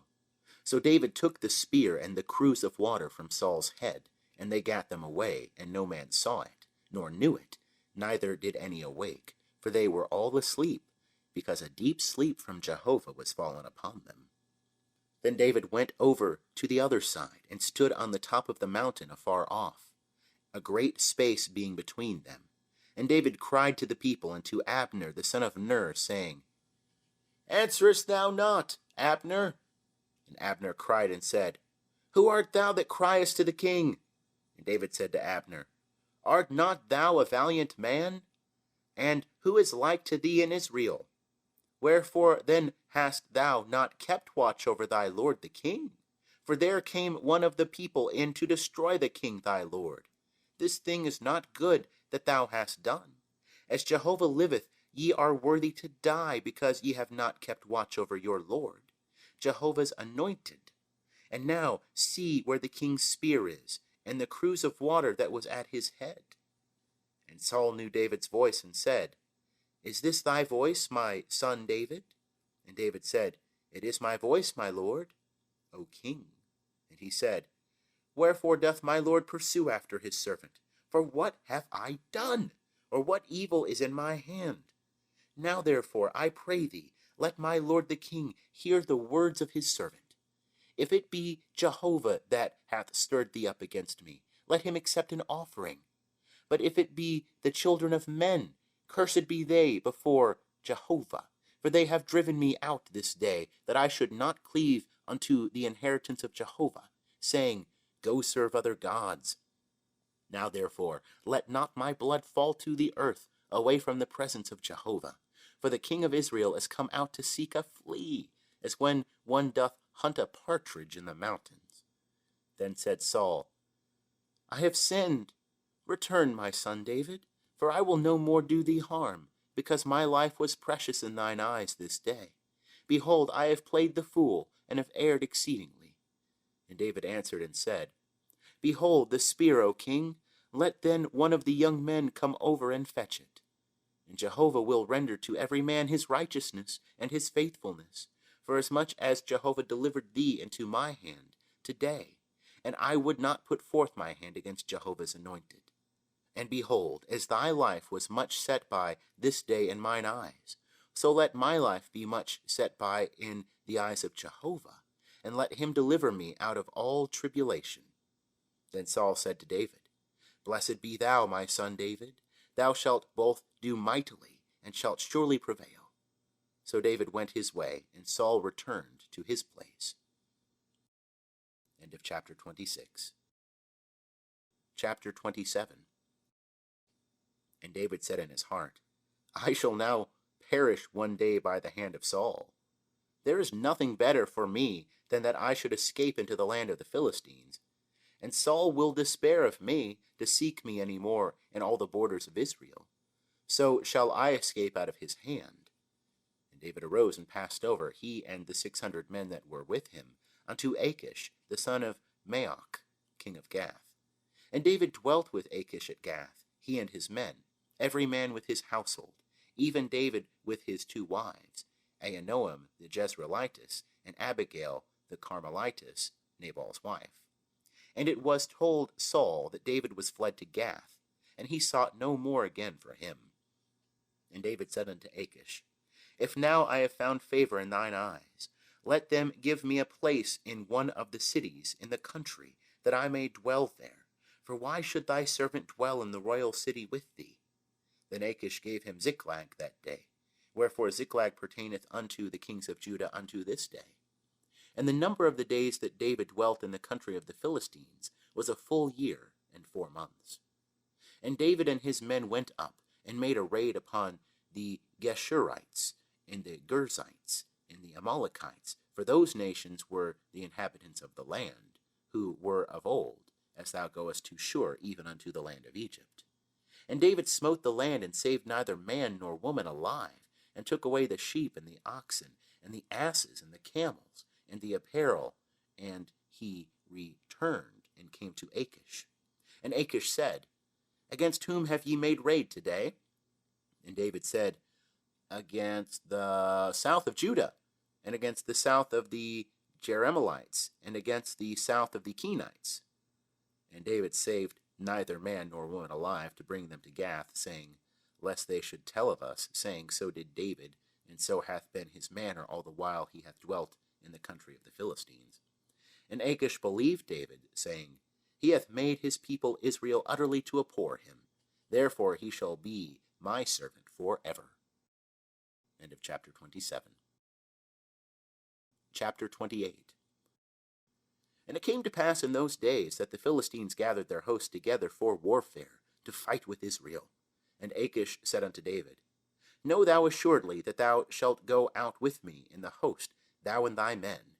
And David said to Achish, Therefore thou shalt know what thy servant will do. And Achish said to David, Therefore will I make thee keeper of my head forever. Now Samuel was dead, and all Israel had lamented him, and buried him in Ramah, even in his own city. And Saul had put away those that had familiar spirits, and the wizards out of the land. And the Philistines gathered themselves together, and came and encamped in Shunem. And Saul gathered all Israel together, and they encamped in Gilboa. And when Saul saw the host of the Philistines, he was afraid, and his heart trembled greatly. And when Saul inquired of Jehovah, Jehovah answered him not, neither by dreams, nor by Urim, nor by prophets. Then said Saul unto his servants, Seek me a woman that hath a familiar spirit, that I may go to her and inquire of her. And his servant said to him, Behold, there is a woman that hath a familiar spirit at Endor. And Saul disguised himself and put on other raiment, and went, he and 2 men with him. And they came to the woman by night, and he said, Divine unto me, I pray thee, by the familiar spirit, and bring me up whomsoever I shall name unto thee. And the woman said unto him, Behold, thou knowest what Saul hath done, how he hath cut off those that have familiar spirits, and the wizards out of the land. Wherefore then layest thou a snare for my life, to cause me to die? And Saul sware to her by Jehovah, saying, As Jehovah liveth, there shall no punishment happen to thee for this thing. Then said the woman, Whom shall I bring up unto thee? And he said, Bring me up Samuel.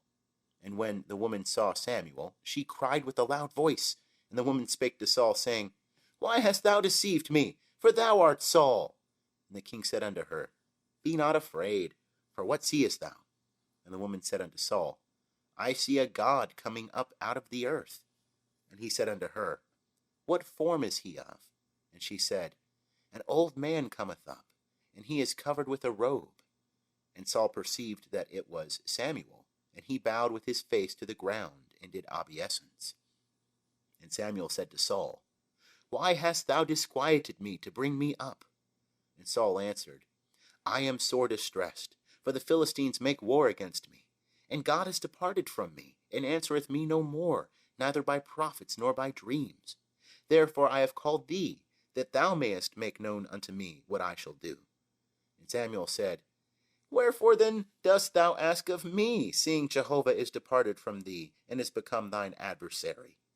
And Jehovah hath done unto thee as he spake by me, and Jehovah hath rent the kingdom out of thy hand, and given it to thy neighbor, even to David, because thou obeyest not the voice of Jehovah, and didst not execute his fierce wrath upon Amalek. Therefore hath Jehovah done this thing unto thee this day. Moreover, Jehovah will deliver Israel also with thee into the hand of the Philistines. And tomorrow shalt thou and thy sons be with me. Jehovah will deliver the host of Israel also into the hand of the Philistines. Then Saul fell straightway his full length upon the earth, and was sore afraid, because of the words of Samuel. And there was no strength in him, for he had eaten no bread all the day, nor all the night. And the woman came unto Saul, and saw that he was sore troubled, and said unto him, Behold, thy handmaid hath hearkened unto thy voice, and I have put my life in my hand, and have hearkened unto thy words which thou spakest unto me. Now, therefore, I pray thee, hearken thou also unto the voice of thy handmaid, and let me set a morsel of bread before thee, and eat, that thou mayest have strength when thou goest on thy way. But he refused, and said, I will not eat. But his servants together with the woman constrained him, and he hearkened unto their voice. So he arose from the earth, and sat upon the bed. And the woman had a fatted calf in the house, and she hasted and killed it. And she took flour, and kneaded it, and did bake unleavened bread thereof. And she brought it before Saul, and before his servants, and they did eat. Then they rose up, and went away that night. End of chapter 28. Chapter 29. Now the Philistines gathered together all their hosts to Aphek, and the Israelites encamped by the fountain which is in Jezreel. And the lords of the Philistines passed on by hundreds and by thousands, and David and his men passed on in the rearward with Achish. Then said the princes of the Philistines, What do these Hebrews here? And Achish said unto the princes of the Philistines, Is not this David, the servant of Saul, the king of Israel, who hath been with me these days, or rather these years, and I have found no fault in him since he fell away unto me unto this day? But the princes of the Philistines were wroth with him, And the princes of the Philistines said unto him, Make the man return, that he may go back to his place where thou hast appointed him. And let him not go down with us to battle, lest in the battle he become an adversary to us. For wherewith should this fellow reconcile himself unto his Lord? Should it not be with the heads of these men? Is not this David, of whom they sing one to another in dances, saying, Saul hath slain his thousands, and David his 10,000s? Then Achish called David, and said unto him, As Jehovah liveth, thou hast been upright, and thy going out and thy coming in with me, and the host is good in my sight. For I have not found evil in thee, since the day of thy coming unto me, unto this day. Nevertheless, the Lord's favour thee not. Wherefore now, return, and go in peace, that thou displease not the lords of the Philistines. And David said unto Achish, But what have I done? And what hast thou found in thy servant so long as I have been before thee unto this day, that I may not go and fight against the enemies of my lord the king? And Achish answered and said to David, I know that thou art good in my sight, as an angel of God. Notwithstanding, the princes of the Philistines have said, He shall not go up with us to the battle. Wherefore now, rise up early in the morning with the servants of thy Lord that are come with thee, and as soon as ye are up early in the morning and have light, depart. So David rose up early, he and his men, to depart in the morning, to return into the land of the Philistines. And the Philistines went up to Jezreel. End of chapter 29. Chapter 30. And it came to pass, when David and his men were come to Ziklag on the third day, that the Amalekites had made a raid upon the south and upon Ziklag, and had smitten Ziklag and burned it with fire, and had taken captive the women and all that were therein, both small and great. They slew not any, but carried them off, and went their way. And when David and his men came to the city, behold, it was burned with fire, and their wives and their sons and their daughters were taken captive. Then David and the people that were with him lifted up their voice and wept, until they had no more power to weep. And David's 2 wives were taken captive, Ahinoam the Jezreelitess, and Abigail the wife of Nabal the Carmelite. And David was greatly distressed, for the people spake of stoning him, because the soul of all the people was grieved, every man for his sons and for his daughters.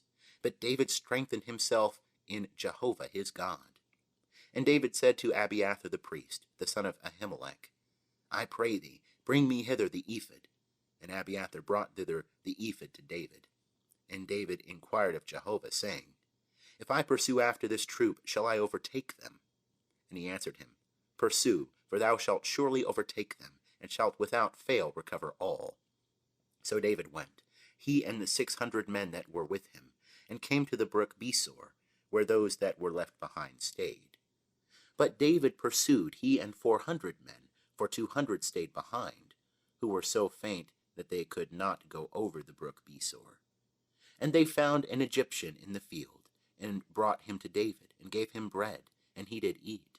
And they gave him water to drink, and they gave him a piece of a cake of figs, and 2 clusters of raisins. And when he had eaten, his spirit came again to him, for he had eaten no bread, nor drunk any water 3 days and 3 nights. And David said unto him, To whom belongest thou, and whence art thou? And he said, I am a young man of Egypt, servant to an Amalekite, and my master left me, because 3 days ago I fell sick. We made a raid upon the south of the Kerethites, and upon that which belongeth to Judah, and upon the south of Caleb, and we burned Ziklag with fire. And David said to him, Wilt thou bring me down to this troop? And he said, Swear unto me by God that thou wilt neither kill me, nor deliver me up into the hands of my master, and I will bring thee down to this troop. And when he had brought him down, behold, they were spread abroad over all the ground, eating and drinking and dancing, because of all the great spoil that they had taken out of the land of the Philistines, and out of the land of Judah. And David smote them from the twilight even unto the evening of the next day, and there escaped not a man of them, save 400 young men who rode upon camels and fled. And David recovered all that the Amalekites had taken, and David rescued his 2 wives. And there was nothing lacking to them, neither small nor great, neither sons nor daughters, neither spoil nor anything that they had taken to them. David brought back all. And David took all the flocks and the herds which they drove before those other cattle, and said, This is David's spoil. And David came to the 200 men, who were so faint that they could not follow David, whom also they had made to abide at the brook Besor. And they went forth to meet David, and to meet the people that were with him. And when David came near to the people, he saluted them. Then answered all the wicked men and base fellows of those that went with David, and said, Because they went not with us, we will not give them aught of the spoil that we have recovered, save to every man his wife and his children, that he may lead them away and depart.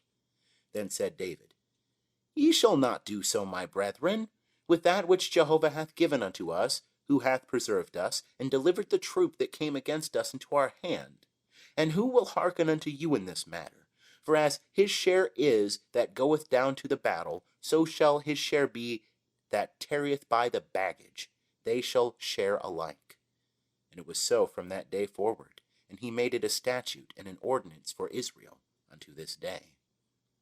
And when David came to Ziklag, he sent of the spoil unto the elders of Judah, even to his friends, saying, Behold, a present for you of the spoil of the enemies of Jehovah, to them that were in Bethel, and to them that were in Ramoth of the south, and to them that were in Jatir, and to them that were in Auror, and to them that were in Sephmoth, and to them that were in Eshtemoa, and to them that were in Rachel, and to them that were in the cities of the Jerahmeelites, and to them that were in the cities of the Kenites, and to them that were in Hormah, and to them that were in Borashan, and to them that were in Athach, and to them that were in Hebron, and to all the places where David himself and his men were wont to haunt. End of chapter 30. Chapter 31. Now the Philistines fought against Israel, and the men of Israel fled from before the Philistines, and fell down slain in Mount Gilboa. And the Philistines followed hard upon Saul and upon his sons, and the Philistines slew Jonathan, and Abinadab, and Malchishua, the sons of Saul. And the battle went sore against Saul, and the archers overtook him, and he was greatly distressed by reason of the archers. Then said Saul to his armor-bearer, Draw thy sword, and thrust me through therewith, lest these uncircumcised come and thrust me through and abuse me. But his armor-bearer would not, for he was sore afraid. Therefore Saul took his sword and fell upon it. And when his armor-bearer saw that Saul was dead, he likewise fell upon his sword, and died with him. So Saul died, and his 3 sons, and his armor-bearer, and all his men that same day together. And when the men of Israel that were on the other side of the valley, and they that were beyond the Jordan, saw that the men of Israel fled, and that Saul and his sons were dead, they forsook the cities and fled, and the Philistines came and dwelt in them. And it came to pass on the morrow, when the Philistines came to strip the slain, that they found Saul and his 3 sons fallen in Mount Gilboa. And they cut off his head, and stripped off his armor, and sent into the land of the Philistines round about, to carry the tidings unto the house of their idols and to the people. And they put his armor in the house of the Ashtaroth, and they fastened his body to the wall of Bethshan.